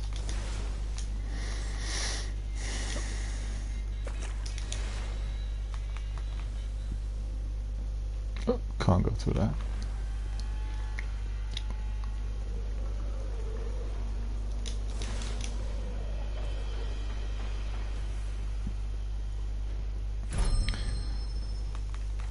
Our friend's gone a bit impatient by the looks of it. Or maybe not, maybe waiting for me, I'm not sure.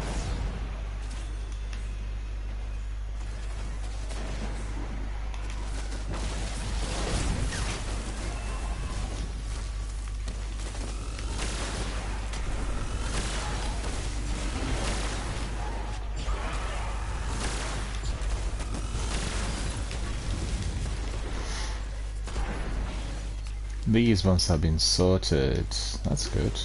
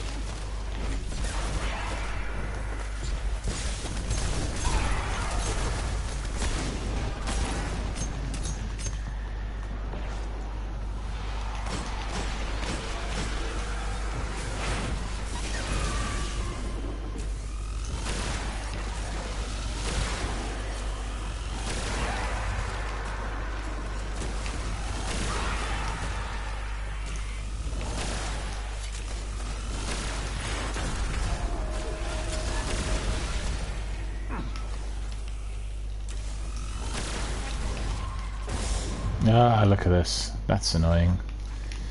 Well, at least that's sorted.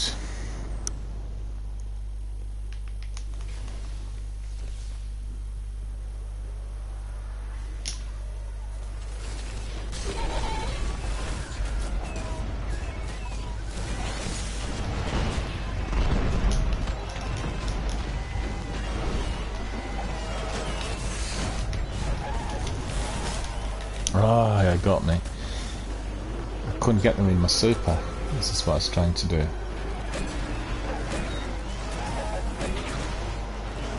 They're having a feast. That is terrible.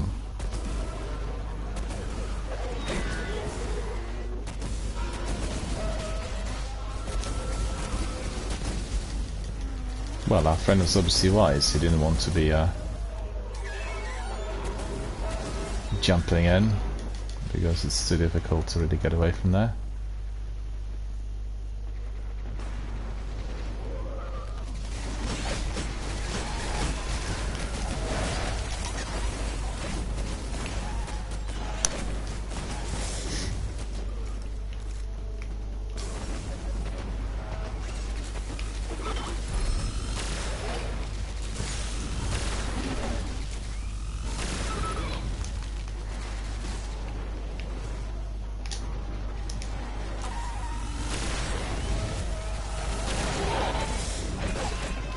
Ah, two of them just popped up next to me. That's ridiculous. I'm not seeing them, I heard them, anything.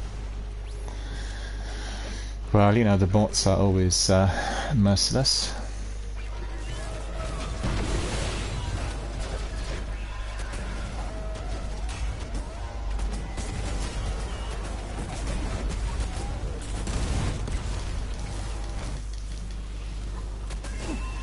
Oh, thank you.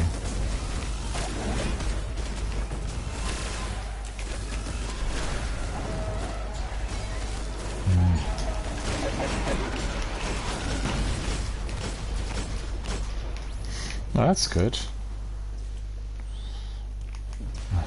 Some ammunition.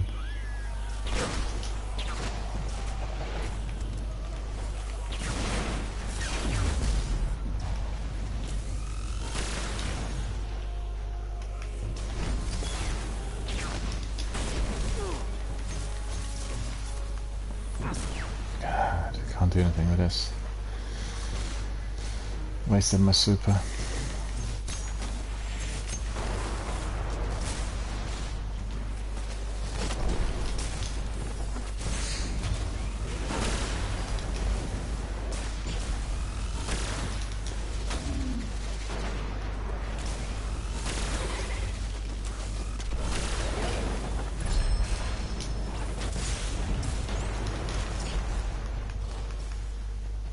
Gold contender. That's not too bad, is it?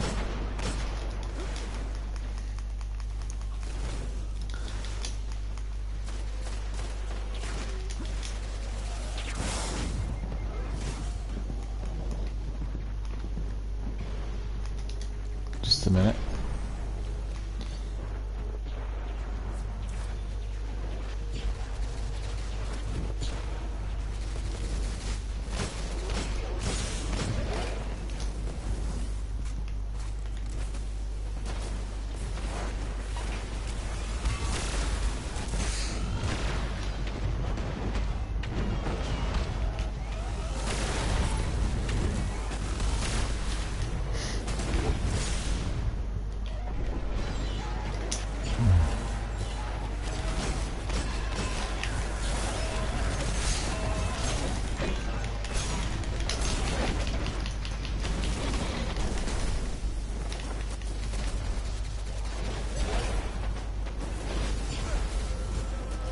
Thank you.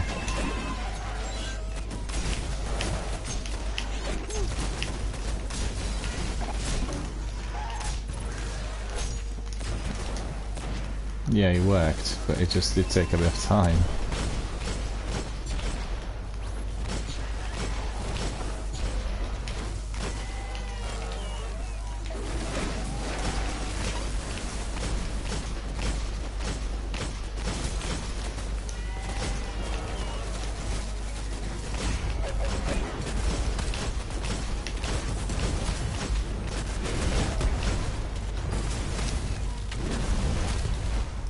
Well, that's turning out to be really difficult, eh? Loads of enemies. A bit like a Nightfall Strike, isn't it?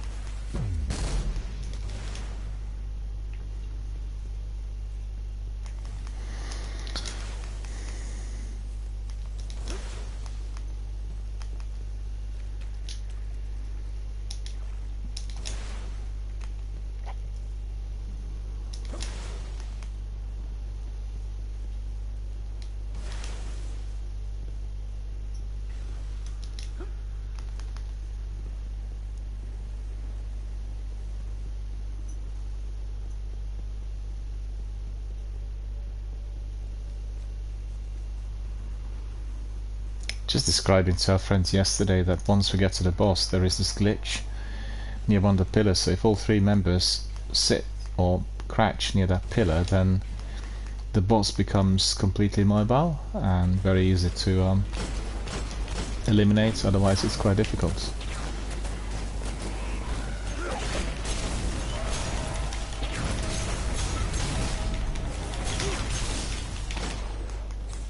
Well, that worked. That's good. My super worked at last. Hang on. To see whether I'm getting any joy there with the bounties. Not really. Talk to Cade. Okay, so that's fine. I completed that.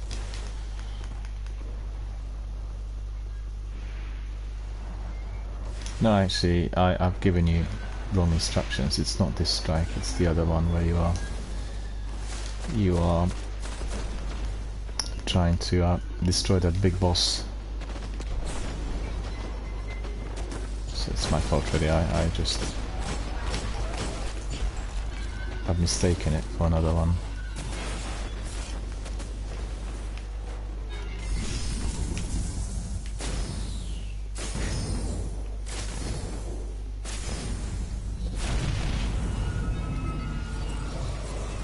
Yeah, I've got that rocket launcher, but unfortunately, no rockets.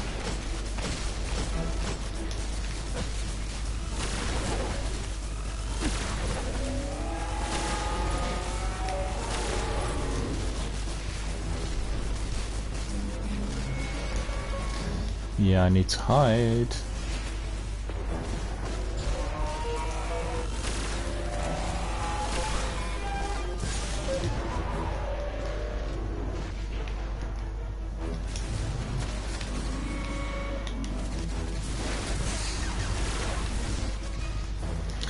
The most important thing in this strike is you always run up and down, and then you avoid being killed. Otherwise, if you stand, or if you're idle, or you're not as fast, it's instant death.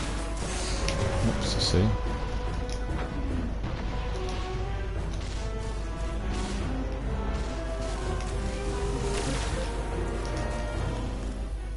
Well, that shield is not going to crack.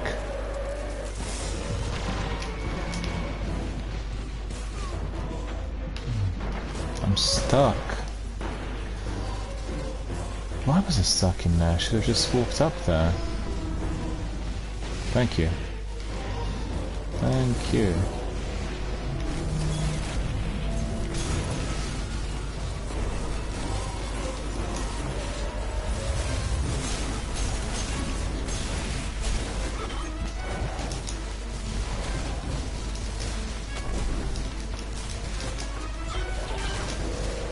Oh, I nearly fell in the hole. Oh, no, no, no, no!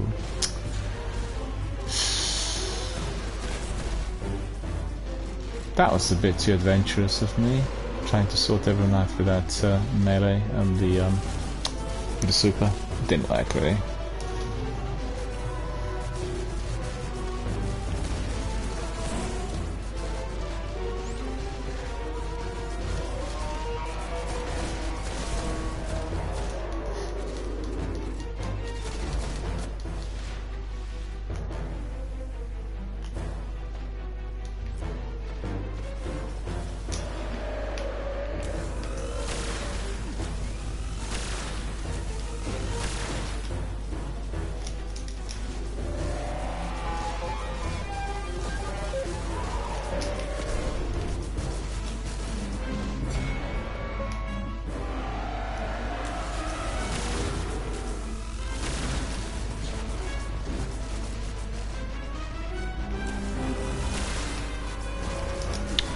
Nope, that is not going to work.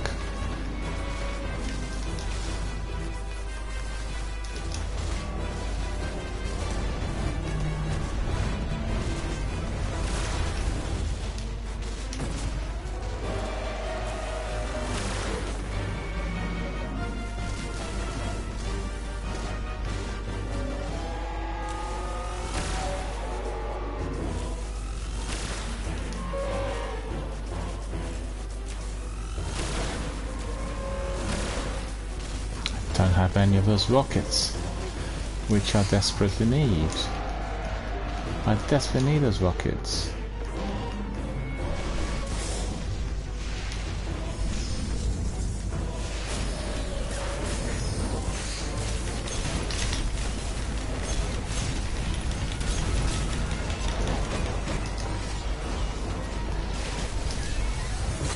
Yeah, that was very adventurous as well.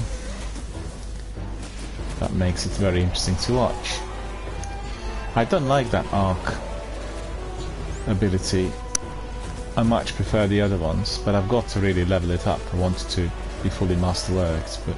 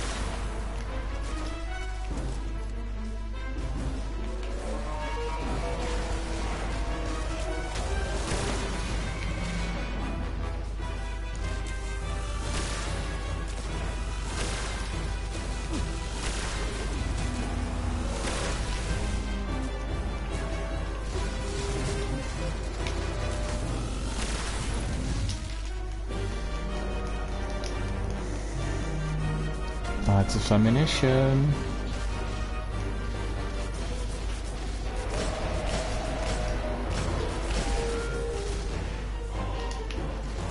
Yeah, our friend's doing exactly what I always do.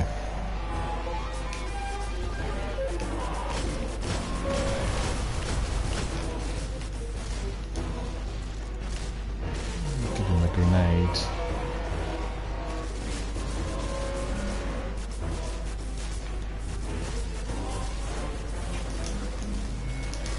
It didn't work.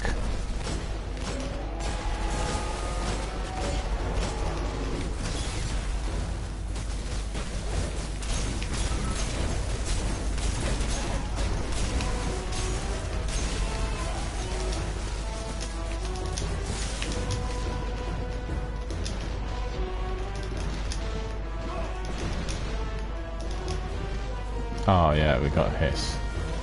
We got it, we got it, we got it. We got it. He's gonna be gone.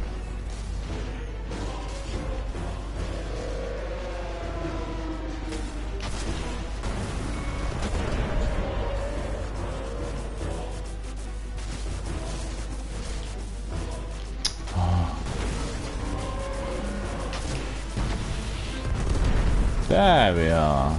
Destroyed. Well, still not. Surely.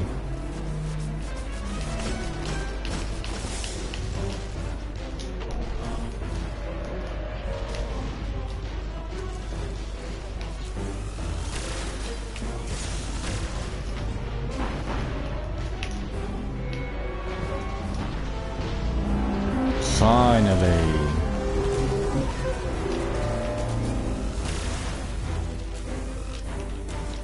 Gone. Alright. So that's mission complete. The Black Garden remains here among the light. No skeleton But the Vex will never keys. cease until their birthplace is restored, and we must keep it here until we can understand its origins.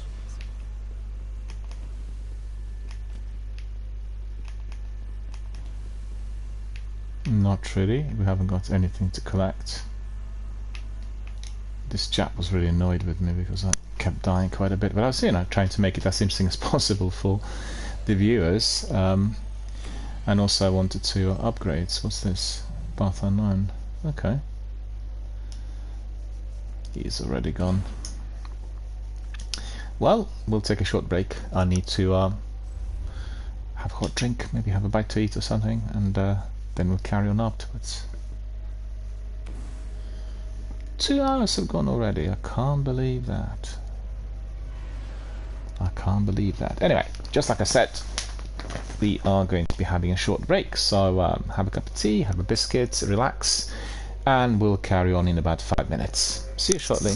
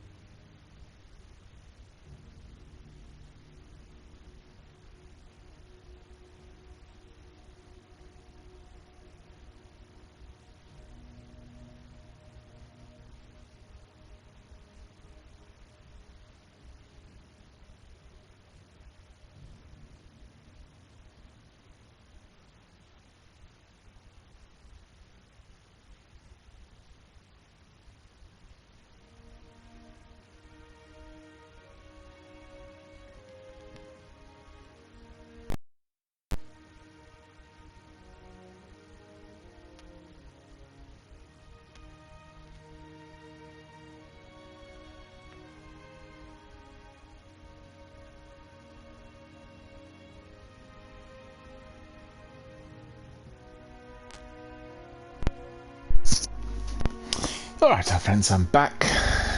Let's just crack on with some more Seavers, shall we? I had a really good break, I have to say. Got a bit thirsty. Small snack. Ready to crack on. Not many of our friends coming here today. I guess everyone's enjoying that wonderful hot weather. If I understood it correctly, it's not just over here where I am, but also elsewhere in the country and Europe-wide. Looks like proper summer had arrived early. There you are.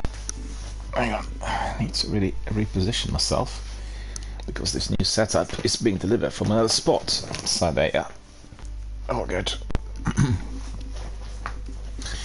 So what's the destination? Well, the destination will be the tower, because I think Cayde wanted to see us, right? After a long while I'm having conversations with Cayde. Amazing.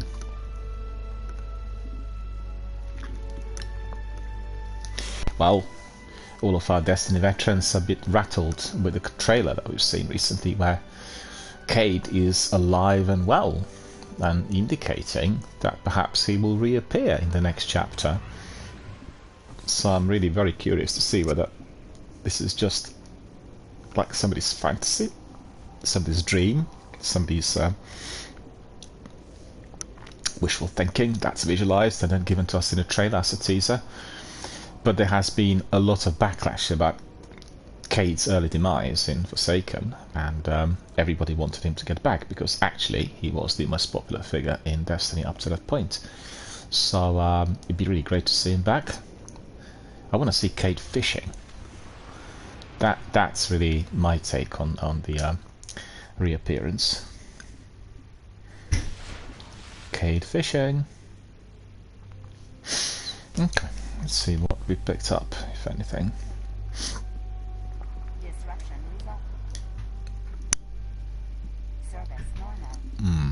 Okay, these are not really of interest to us. Let's see whether we picked up any engrams or anything. Heavy weapons engram. I'm curious to see what that is. Oh, another one as well. Alright, hang on. 390. I'll kiss it goodbye. And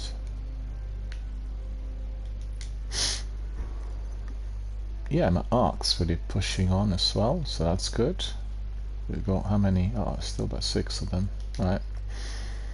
I really don't like Arc here in Destiny too much. Solar and Void seem to be a lot more applicable, more overpowering, and I've not used it as much over the years for that reason alone.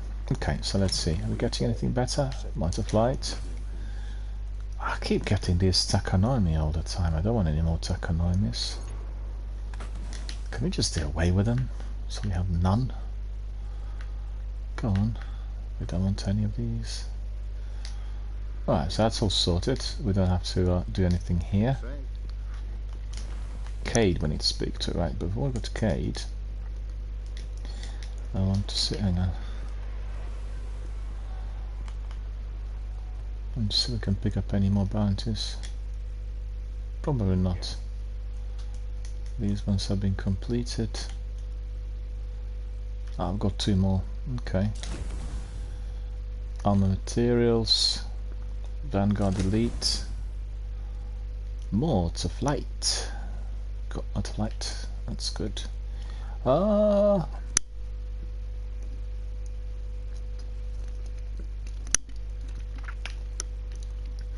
Submarine medals, 9 out of 10, 14 out of 20. Yeah, I do alright, so that's fine. We'll pick up maybe a bounty or 2. Solo weapon kills. Hive defeated. Okay. Solo weapon kills, so we'll put... Oh, solo weapon kills, not abilities. Okay, we'll keep this one on. Just in case. What? Hang on. Ah, I see. That's the Grima score. Alright.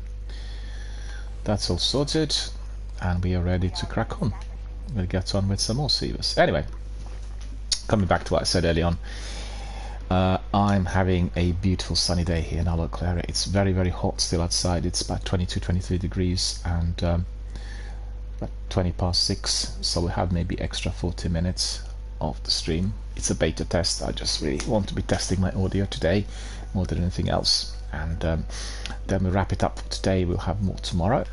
What I want to say to you, oh, actually tomorrow we won't have any, because I will be tied up with some stuff in London, so I won't be having any tests or streams. We'll put the notice on Twitter indicating that our friends, particularly our new community members who are popping in early afternoons, will be fully aware of the fact that there's going to be no stream tomorrow. Yeah, just coming back to what I said earlier, the new thing here on the channel is fundraising, and I did fundraise for British Red Cross about 3 or 4 years ago, and it was all done in a very, very different fashion to what we got available for Tiltify today. So charitable fundraising on a channel is here first and foremost in order to raise the profile of these companies, those charities, in the eyes of the many, so that people would realize that actually these charities are extremely important for everything we do in our communities, and these charities are helping people to overcome many difficulties. These charities save lives, and that is the message that I want to communicate across to everyone, not just in my community here, but everywhere. Everyone who's watching the stream or coming across my postings on various social networking platforms. You need to know that charities save lives, and if you are contributing by promoting some of those fundraising icons or gifts or links, you are actually going to be part and parcel of that process. You are going to be helping them to save lives, so you become a member of an entity that is saving lives. So very, very important to conceptualize the idea, because a lot of people think donation is always about money being given. It's not always, you know. In order to be able to get the donations going, you need to raise the profile of what you're doing in the eyes of the many, and you'll do that over an extended period of time. So that is exactly what we are doing here. So that's new on the channel, fundraising. We have Mind UK initially as the charity that we're supporting. We'll have also National Society for National Autistic Society, Epilepsy Scotland. We'll have Shelter. We'll have St Jude's Hospital, which is based in the US. So these are the charities that I will be supporting throughout the next 12 months. Okay, the first 6 months is going to be dedicated to Mind initially, and then we'll bring in the other charities, primarily in order to make our community members aware of the causes, and then secondly to provide them with some choice, because, you know, if you have a family member who's suffering from epilepsy, you may want to be donating to Mind, but you may be more keen on investing in charities that deal with epilepsy, because obviously they'll be working together with various researchers and institutes that are tackling these problems, the generic, the inherent problems that people will have due to this illness, literally from every angle, and they're working on the research and then sharing it with other institutions and hospitals in order to provide advancements for such treatment. So very, very important for that choice to be given. So the choice between mental health in general, then epilepsy, then autism. So it's the 3 major areas which are going to be covered here on the channel for the fundraising, and also by us talking about it. So by talking here on the channel, people become more and more aware of the impact that such illnesses have on people's lives and the lives of their families and people who live with them. And then the other new thing, in addition to fundraising, is tipping, which is going to be like donations for myself here and our community and this channel. So remember, if you enjoy what you see here, this is labour of love.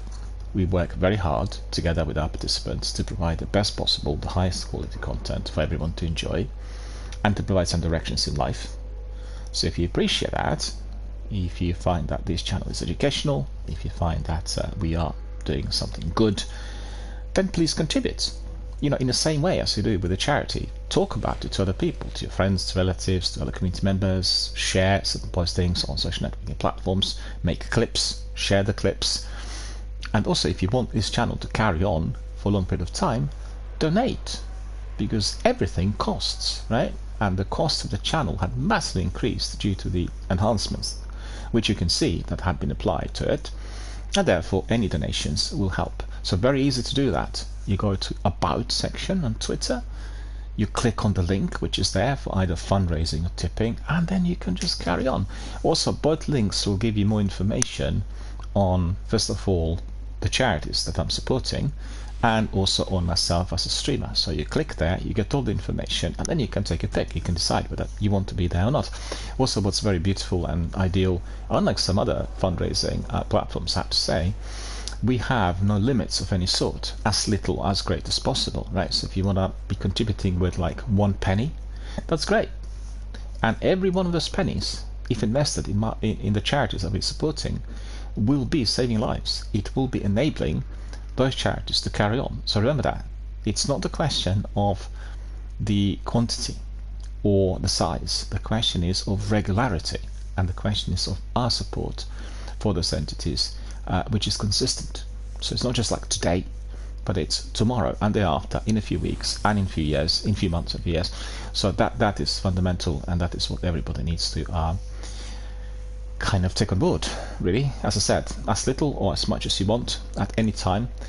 And if you have any you know, we say spare coppers in England, if you have any of those, just donate. We have red tins in Tesco's, Sainsbury's, Marks and Spencer's and newsagents, where people get some coppers back, and then these coppers get put into these tins, and the red tins are always fundraising for charities in every one of the shops. And I've done a lot of street fundraising in my youth. I've done various charity fundraising events which would run on a larger scale with, you know, VIPs and celebrities and royalties sometimes invited as well. And I'm very experienced in the field, and I know how incredibly important it has always been for those funds to be generated and given to the charities, because at the end of the day, a charity will have some government support from time to time, which is very, very small, and the vast majority of the support will come from the people. So it's private donations, private individuals getting involved, doing the works, volunteering, raising the profile of the charity in their local community or nationally, and then supporting and helping. So that's the way it works. And it's fundamental element of our British way of life, having a charity, or having charities that operate 24/7 and provide services which are so important to so many people in our country. And I just like other people from other countries, I don't know, Sweden, Denmark, Poland, Czech Republic, any country, to learn a bit more about as to why charities are important and what charity actually stands for. Because I know in those countries you don't have charities, you have associations, and they don't really have the same sort of system established compared to us in terms of the donations and the charity commission that obviously investigates everything that is charity related. The whole system is just completely different. But you know, I think it's extremely important to conceptualize that if you were pushing, like in your own country with your own government, to set up such systems, then you would have just an association that is living off very minor donations which are not properly monitored or verified, or you know, you would have a system that really works, very similar to having investment banking. You know, when you invest, you know exactly where money goes, what kind of dividends you will be getting, whether you're making profits and shares or whether you are losing. You know that at all times, and it's safe, sound and secure. And that's exactly the way it is with these charitable donations, because obviously we have the system that protects the investment that goes into those entities, and that's the way it's been for many, many years. So anyway, just I'm giving you a bit of an overall description, and I'd like for what we talk about here, charity related, to be also educational for other countries that do not have those places, or they do not have the system which would be supporting charitable works developed in the same fashion. So you know, it's important. If many people learn about it, then they can obviously talk about it to the ones in the know in their own environment, and then things can actually move up the ladder, as we'd say over here. Okay, so that's the news, as well as all the other things we're getting in here with our overlays, with some alerts, with greater integration of Tiltify into what we do here on our stream. Then we have some polls, we have some rewards, we have channel points, we have lots of these novelties that have been introduced, and we'll be using them as we go along. I've tested them all and they all seem to be working fine. I'm using 3 companies for that. That's notably Stream Elements and Lightstream. I'm also importing some of the overlays through other third-party developers, and we have Twitch that's providing the stream, so you know, in addition to obviously PlayStation and Xbox. So quite a big partnership really that indeed had evolved, and we can obviously take advantage of it because we are having huge benefits, and things which were impossible 18 months ago are indeed very alive and real today. Fine. And what's alive and real today is also our Sealer strikes. So let's crack on with a few more, and then we call it a day. I need to get my dinner. I need to talk to some of our community members outside of this forum. I need to be in contact with some of those people who are involved with fundraising. So really a very, very active, very hectic Sunday, must admit, with various community-based activities in my local area as well, such as this major car show at the castle with everyone gathering and with some dignitaries. It was very nice. Fortunately, in our local area we are having lots of those community-based events, and they are usually well attended. So we have this pocket of the kind of old life, the way things used to be before the major global corporations and multinationals had overtaken. We still have a lot of that, well, the old way of life really. The town itself looks very, very historic. We have buildings, you know, as old as some of those from the 15th century, and the castle grounds, and certainly one part of the wall is dating, I think, to the 12th century. So, and there is one building, St. Denis Church, that had been originally built in the 9th century. So, you know, loads of historic places, and a town that looks very much like its history. Yeah, we need to go and talk to Cade.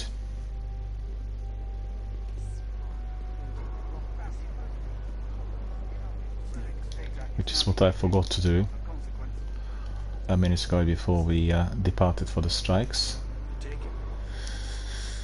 So what is he going to give us? Okay, the part of the Blade Dancer. The part of the Blade Dancer is a long road. I know you have it in your Guardian. Get out there, show them your blade. Make this old exile proud. Come on back when you've reached the end of the line. Nice work. Okay. There are plenty of Blade Dancers doing the task work across the system, but only a rare few reach your level of mastery. That's some damn impressive way, Guardian. You want to be a legend? I've got a challenge for you. No dare this, but it will be hard enough. I'm dropping the details to your ghost. Go show me what you got. What did you find? Complete a strike using the Arc Blade to kill at least 3 major... Hang on, I didn't really catch this.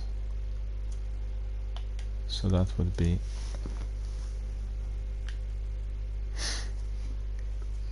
Complete a strike using the Arc Blade to kill at least 3 major enemies and at least 15 enemies in total.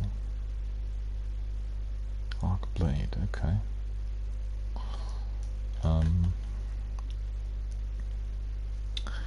What we are going to do is we'll use Boltcast, I think. Yeah. Excuse me. Excuse me. We also have that blade on the super, so that should be fine. Let's try to complete that ASAP, right? So let me see whether we are talking about consecutive strikes. Major kills, total kills. Ah, well, that should be more or less straight away. Let's just go to one Deceivers immediately, and then we'll hopefully get to it. There we are. Let's crack on. Off to do some more sievers.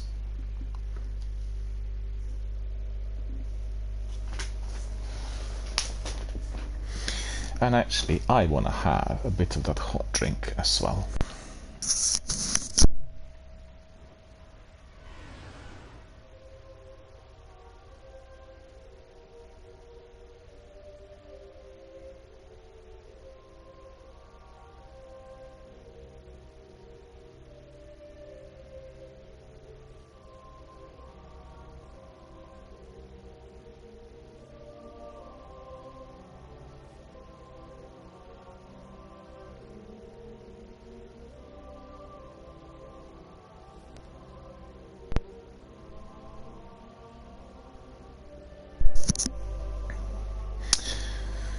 The flick on mic doesn't have a switch, which is a bit annoying because it does produce a bit of distortion for the streams, but then considering all the other audio problems, then that will be so insignificant it will not actually bother anyone, I don't think.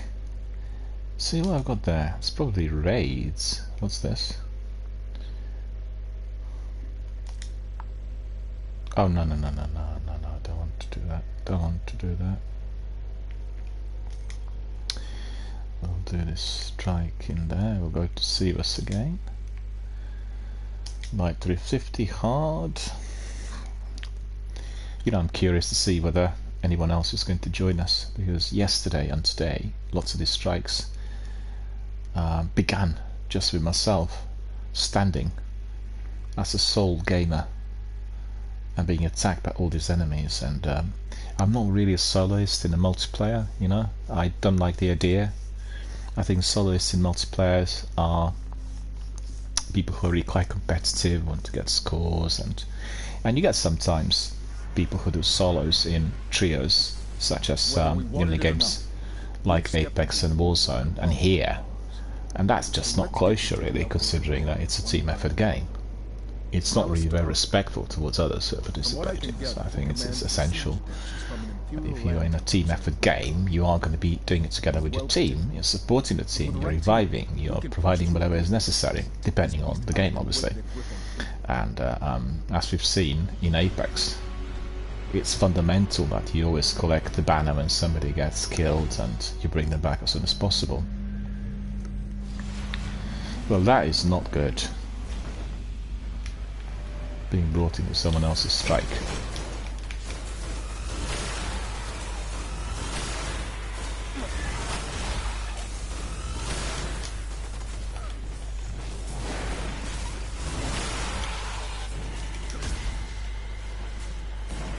Oh yeah, we are just a two-piece by the looks of it.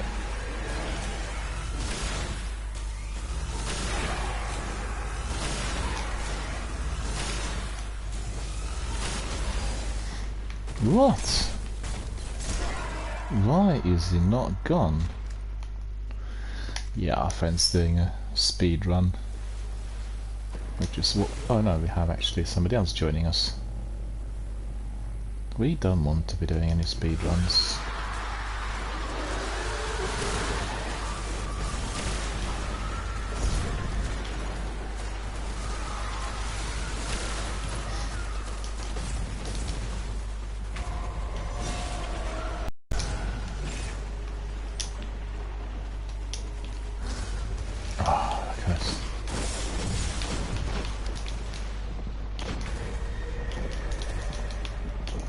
No, he was hit.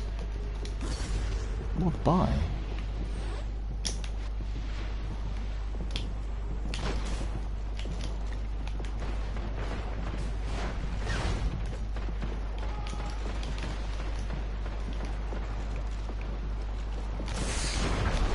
Finally, at long last.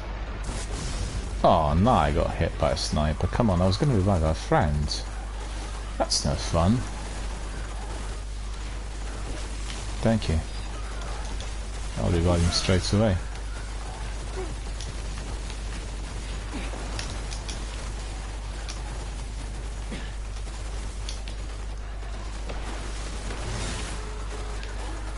Still alive.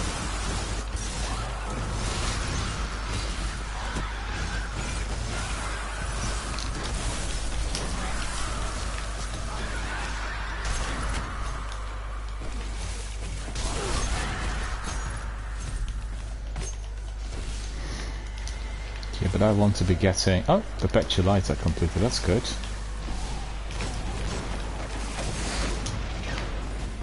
Oh, no, no, no, no. 2 of them rather than 1. Well, that C was for you. Thank you.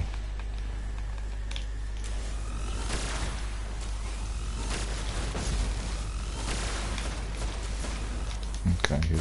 Oh no. There. Nice and proper.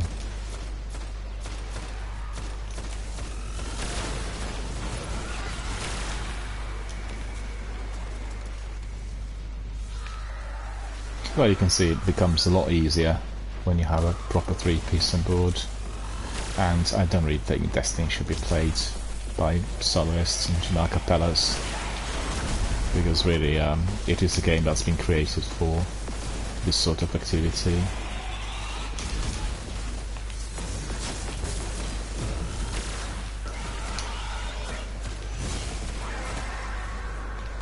What is this? 2 engrams. Not collected. Ah, they've not dealt with that sniper in there. Come on, we need to make sure that he's not doing it anymore. Is he there? Oh, he's gone.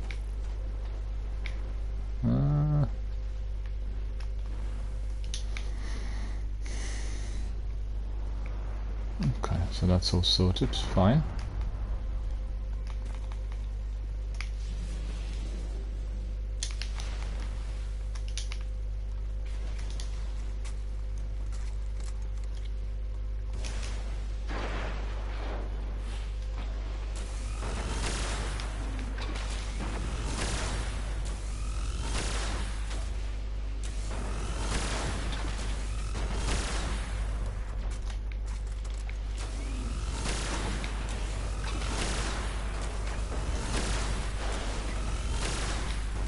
No, that's good.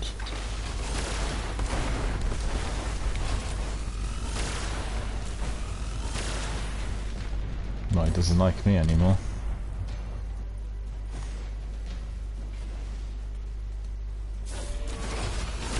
Well, with all these tanks, the key area is the wheels.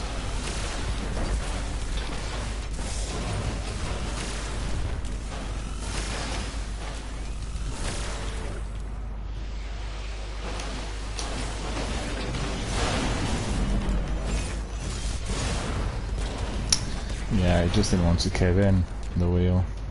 Never mind. Oh no, he got shot as well. Well, obviously it'd be a lot better if I had my rocket launch on me, but in this instance it was okay really to have that. Helped us with the ads. Quite a few ads in there, as you've seen. So what's happening with the last chap? Where is he? Okay.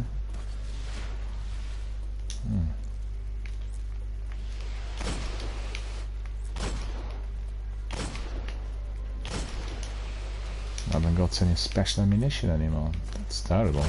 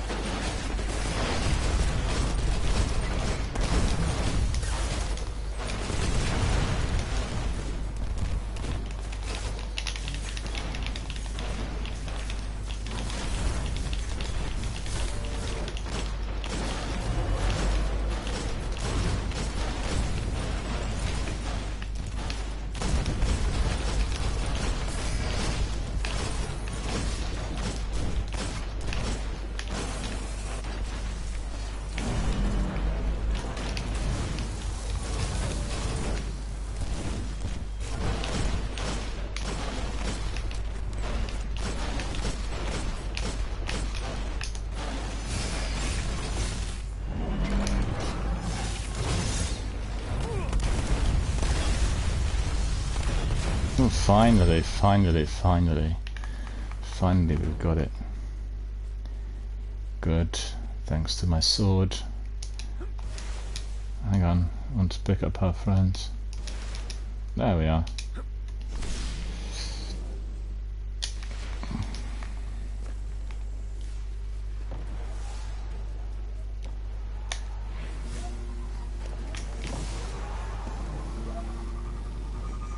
Everything is future war cult with me. That includes my Sparrow. I'm not a cultist, it's just a faction that I join here in Destiny 1, so you know.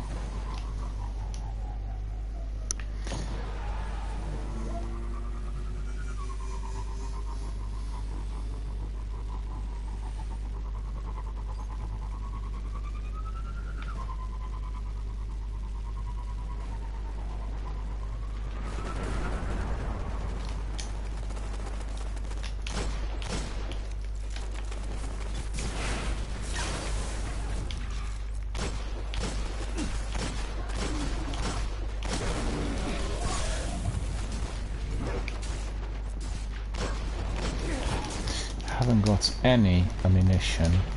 Well, that's one of the key things here in Sivas, you know.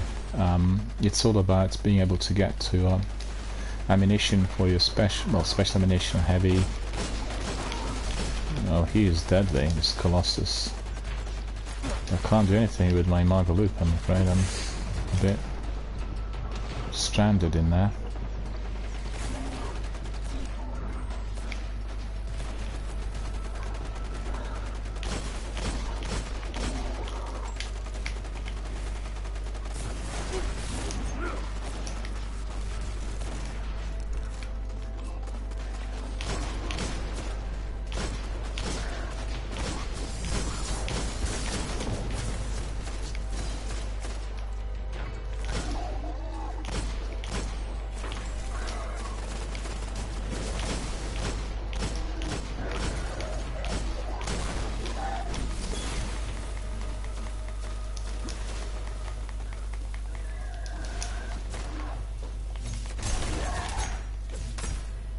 I just wasted my super now.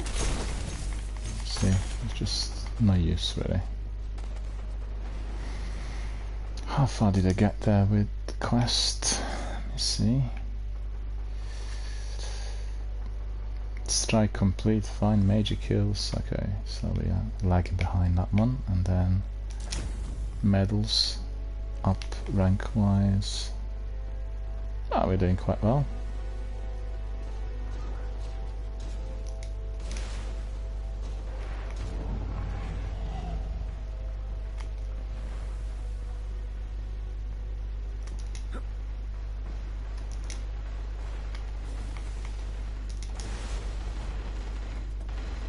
Yeah, for this one I will need that Hunger of Kreuzer.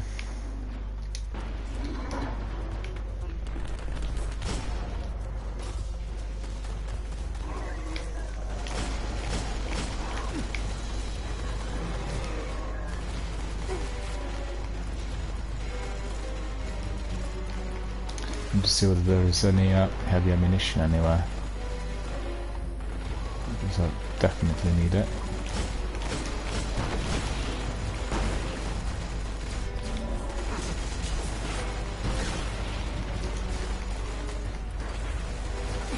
Nope, there's nothing. There is nothing at all.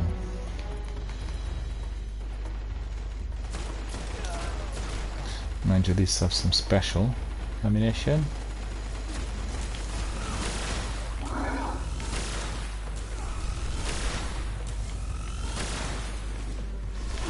I'm gone.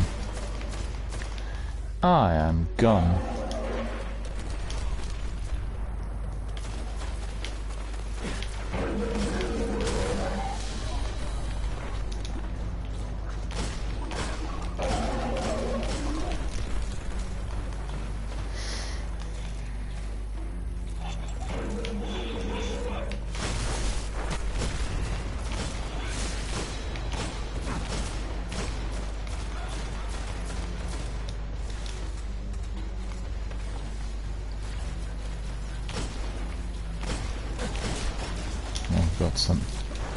I've got some ammunition for my fusion rifle, so that's good.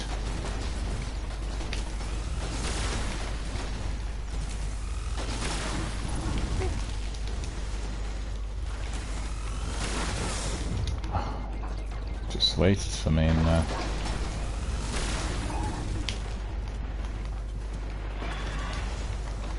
I'm stuck in there, look at this.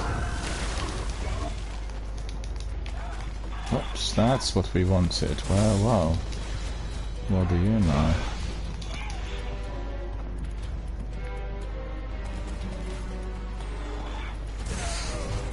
Where is he?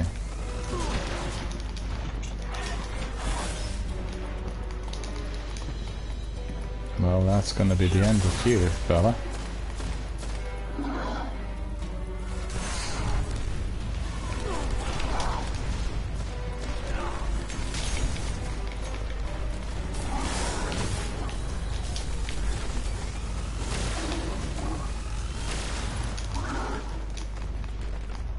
Special streak, that's not bad.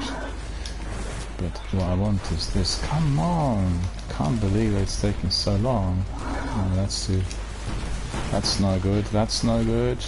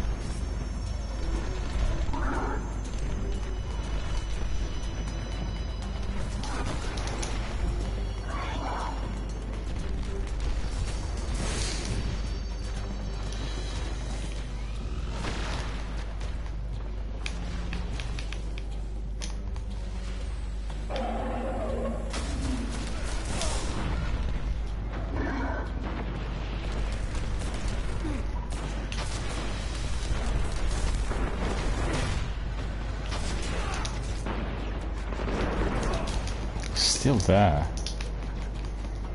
Should have been gone. Literally took 4 pills.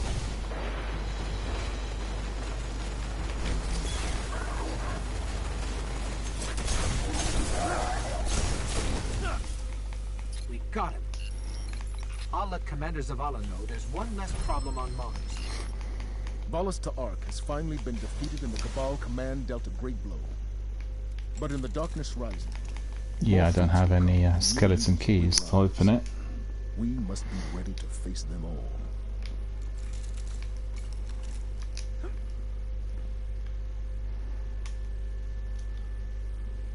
Yeah, we'll do another strike and then we'll call it a day. So that should be fine. Well, we're not getting any people in today. It's this fantastic weather outside which is keeping everyone outdoors.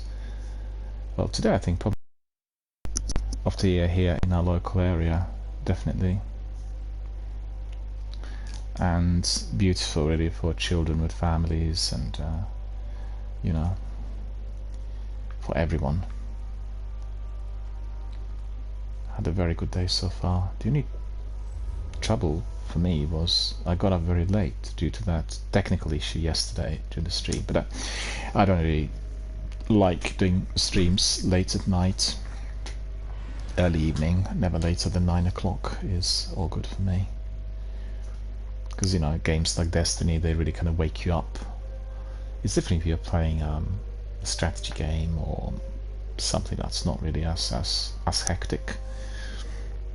But some of the games which resemble anime or you know, the Japanese type of narrative games, or story-based games I should say, they really are also full of bright colours and flashing lights and all sorts, and I find that really wakes me up, so I prefer not doing any of it, or doing a game that is having a different effect, which is like soothing. Yeah, I remember for instance playing BioWare games, Mass Effect and Dragon Age in the noughties like that before going to bed. Play like half hour, feel sleepy and then off to bed. And So that's my preference. Nothing like PvP or competitive type of shooters. That's to be played early in the day. I don't know how people can sleep after doing it. But obviously we all get affected differently, so there you are. I'm tracking reports of fallen splicers spotted in and around the Hellmouth. Intel suggests they're hunting ogres. See if those chaps are still with us. Make sure they Looks don't like they snatch up any more departed. fodder for their twisted experiments. Don't see anybody else together with me at the moment. Seavers can be very difficult, but you know, in the sequel we have the benefit. Oh, there's someone else there. Oh, all three of us. In the sequel, have the benefit of choosing between the Crucible and then dungeons, then raids, then strikes. There's quite a multitude of different activities, and could take a pick really where we like the best. Quite like Gambit in its original format.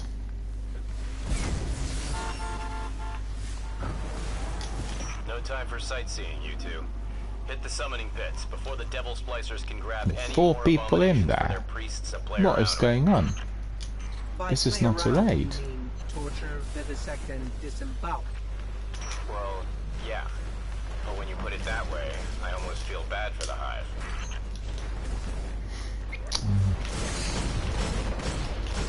So why the Hive? I Seems actually like a need dangerous that place to pick. Boltcaster back The again, right? splicers are playing God. They view Siva as a means to reshape life how they see fit. The Hive are just victims of the splicers' willingness to push their curiosity. I think this strike will be probably completed in no time, all considering. So we have 4 people in it.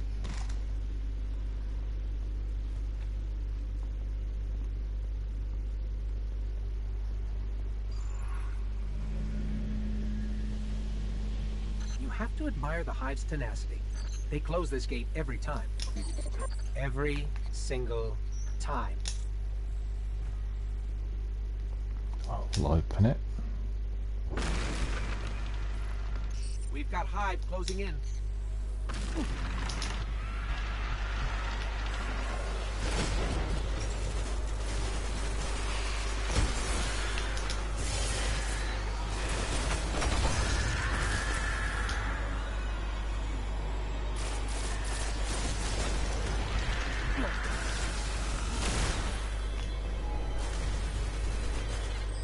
The lock's fighting me, like everything else the Hive made.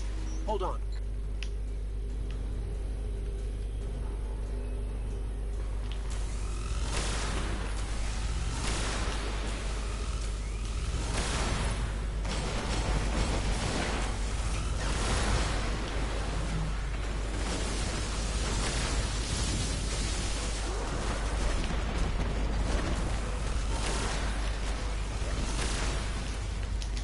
Yeah, our friends here are well experienced here, you could tell. Pattern here is chaotic, but I think I figured it out.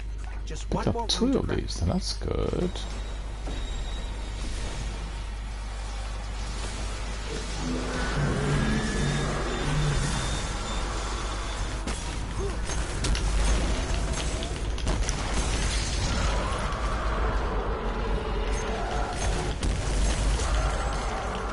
Well, that's annoying. Room's clear. We're through. Thank you. There we are. Helped our friend, and now we are going forward.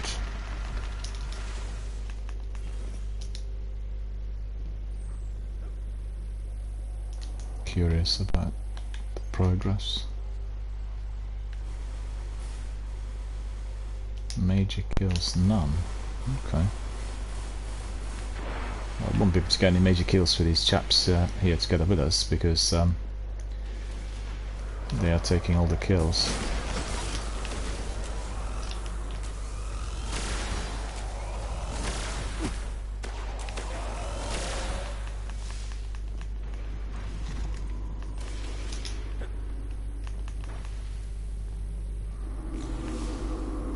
Off to the That pits. scream reminds me how much I hate this place. As if I could forget.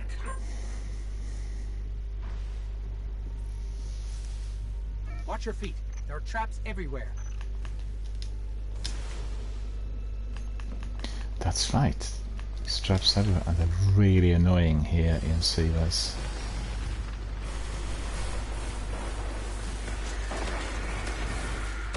You see? What did I tell you?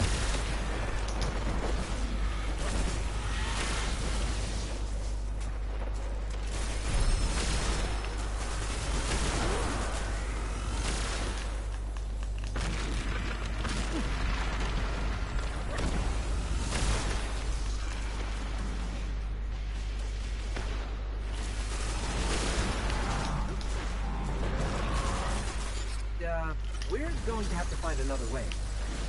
I don't care if you have to hitch a ride on a tomb ship, Guardian. I need you in those summoning pits. Yeah, we need to get on a ferry. Don't look down, okay? I don't know. Don't have ice.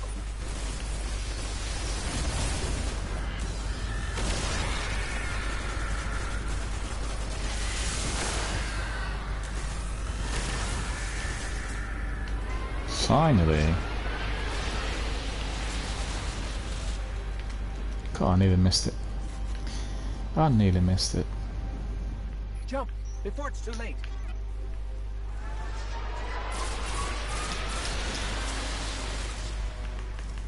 I'm getting no Seaver readings ahead.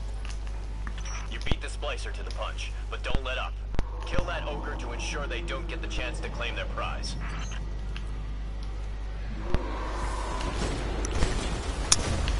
Oh.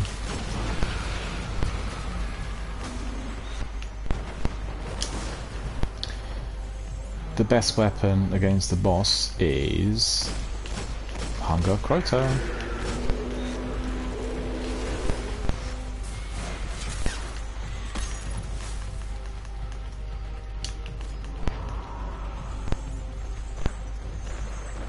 I'll jump on his back.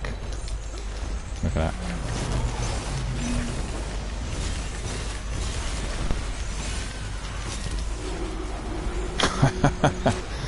I wanted to ride the ogre. Ride the ogre. And that would have been absolutely brilliant. Fairly enjoyable. You can't latch onto him, you know? You can't grapple. So that's the trouble.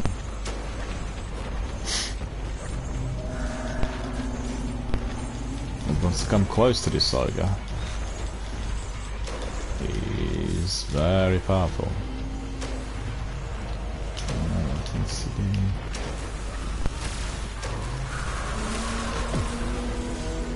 He needs to be eliminated.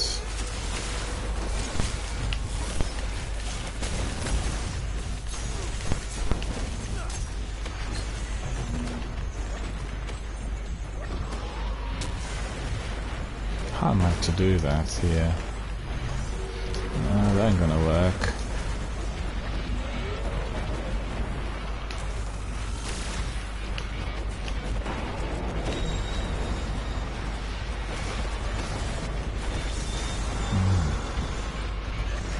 See this trap in here. That trap's deadly. Just next to the Soiga.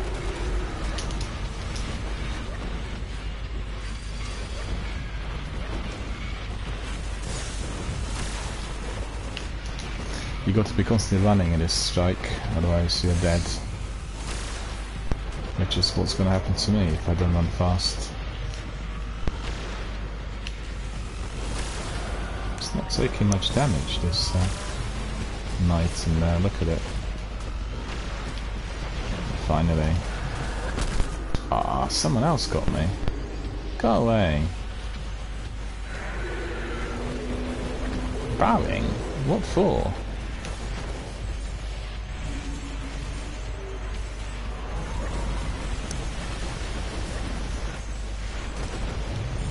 Nope.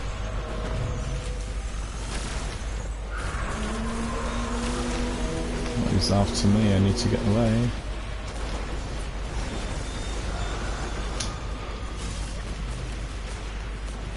He's chasing our friends.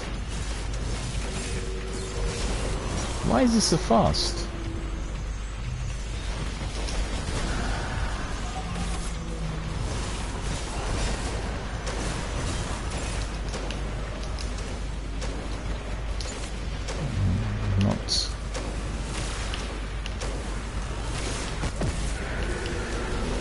Yeah, it's always the first thing to do with these shriekers.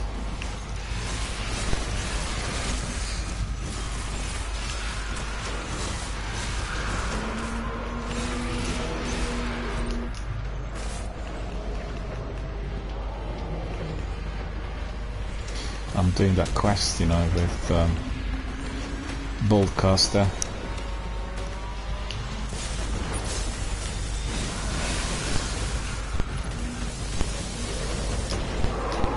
Can't really jump up there. Alright, he is gone. And there's one less abomination we have to worry about. Good work. Thank you.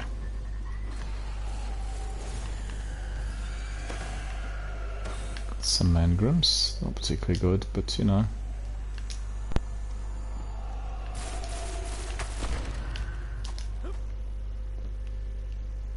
To jump on the thing there. There we are.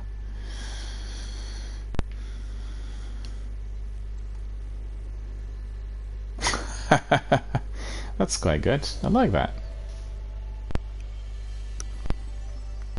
Blink blade on. So okay, we'll depart. Taking all the kills, the chaps. Actually, we can probably do another one quickly. No, we will call it a day. We'll call it a day. I think we have. We'll have a lot more time next week to carry on our beta test. It's been very enjoyable doing the strikes. Been enjoyable introducing all the novelties to everyone. So we'll just go to the tower very quickly, and then we'll call it a day, call it a night, whatever. We'll wrap it up, and then later I need to be listening to the audio, wondering whether it's been recorded properly. It's just dreadful when you have to be worrying about these technical issues all the time.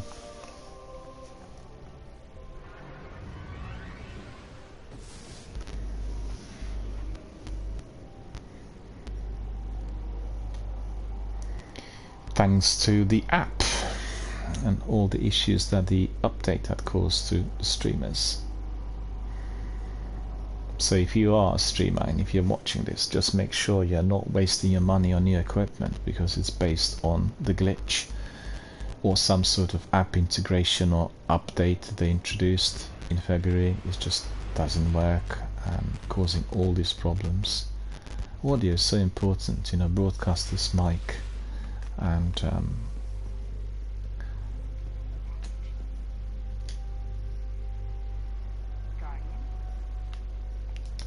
oh, there's one skeleton key. That's good. We'll be able to use that next time we're doing strikes.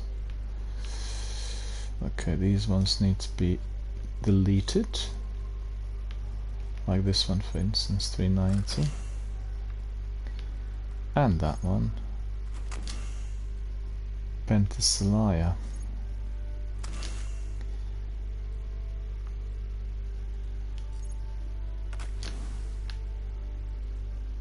This one needs to be picked up. Go quickly to master. Hang on, still got these. Husk of the pit.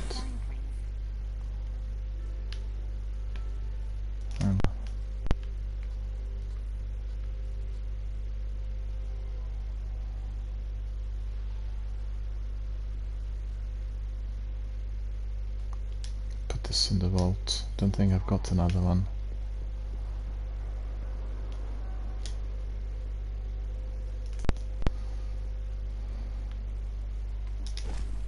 There we are, all sorted. Your name? Acknowledged. All done, all done. All done, all done. All done, all done. And I promise you'll come back and tell me how this works for you. Bogota, yet again. How many of those am I going to be picking up? Come on. And what was the other one? Didn't see. Legendary marks. That's pretty good. We want some of these. And what's happening to the arc ability. Alright, we are sending.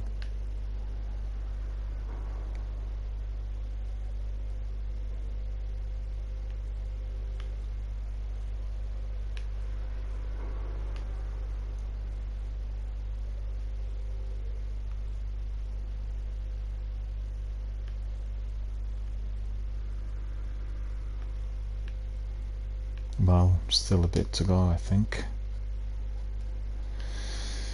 Put back that Ballcaster on, Dark Drinker. We have 440, which is what we want to see. And then we want to see whether the progress has been considerable.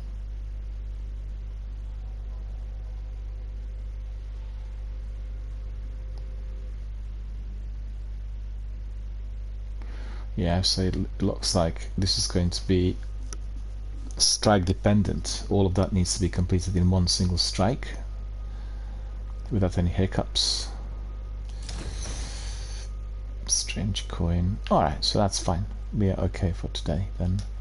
Right, my friends, we've come to the end of our broadcast, and thank you very much for watching and supporting the channel, for being our valued community members as always.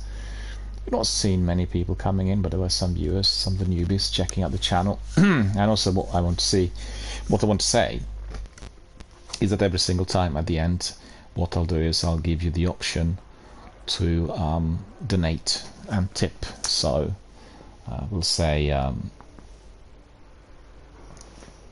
why is this not happening? Hang on a minute, what is going on?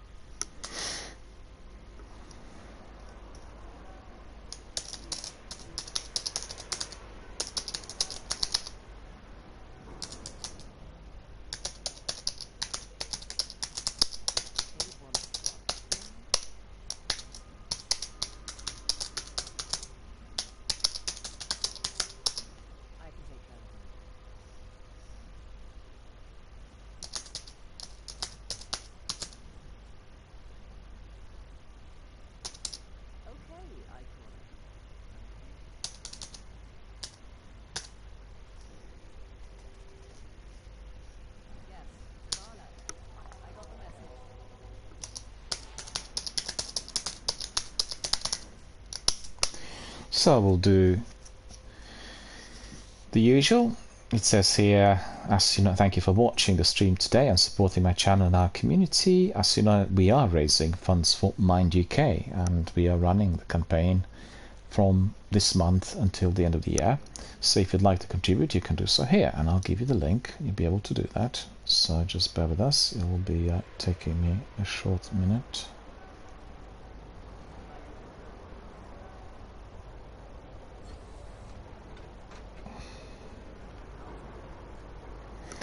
And also will say, if you like what you see here on my channel and enjoy talking, interacting and gaming with our community members, you can support us by donating here.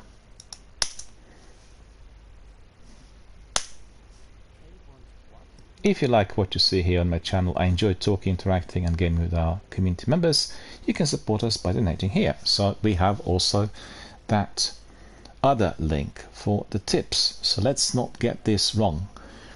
The charitable funds go to Tiltify, and they will be then given to Mind UK. Purely charitable, no interest in any form of revenue making.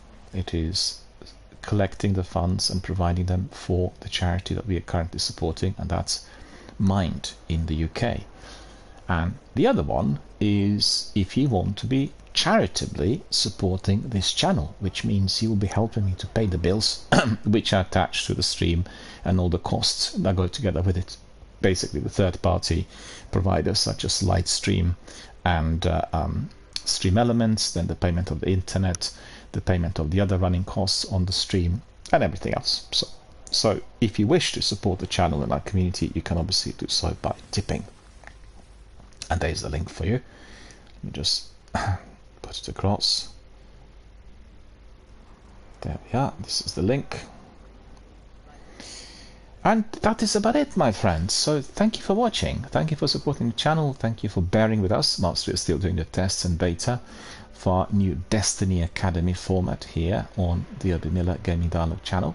We'll carry on next week. Tomorrow there will be no stream. I will be in London and I have several things to do. So that will be a day of rest as far as the streaming is concerned. And then we'll get back to everyone and obviously our stream on Tuesday. So once again, I want to thank everyone for your support, for your patience, for the fact that you are here with us every single day. And as I said in my various announcements, I'm still testing the setup. We are getting to the very end of it, and then once we are fully done and dusted, we'll have a full schedule published here on About Page on Twitch and also on all other platforms that I use, and these are Instagram and Discord and Reddit and Twitter, Facebook, etc, etc. So we'll have a full schedule published there, and that will be basically the hours for the regular streams, and then in addition to that, in view of our fundraising, we'll have community-based streams, and they will have like a special schedule introduced once we are obviously about to be reaching those thresholds which I talked about earlier in the stream. So anyway, thank you so much for watching, thank you for supporting. I wish you all a very, very good sunny, summery evening wherever you are. Have a lot of fun, play games, and I'll see you all on Tuesday.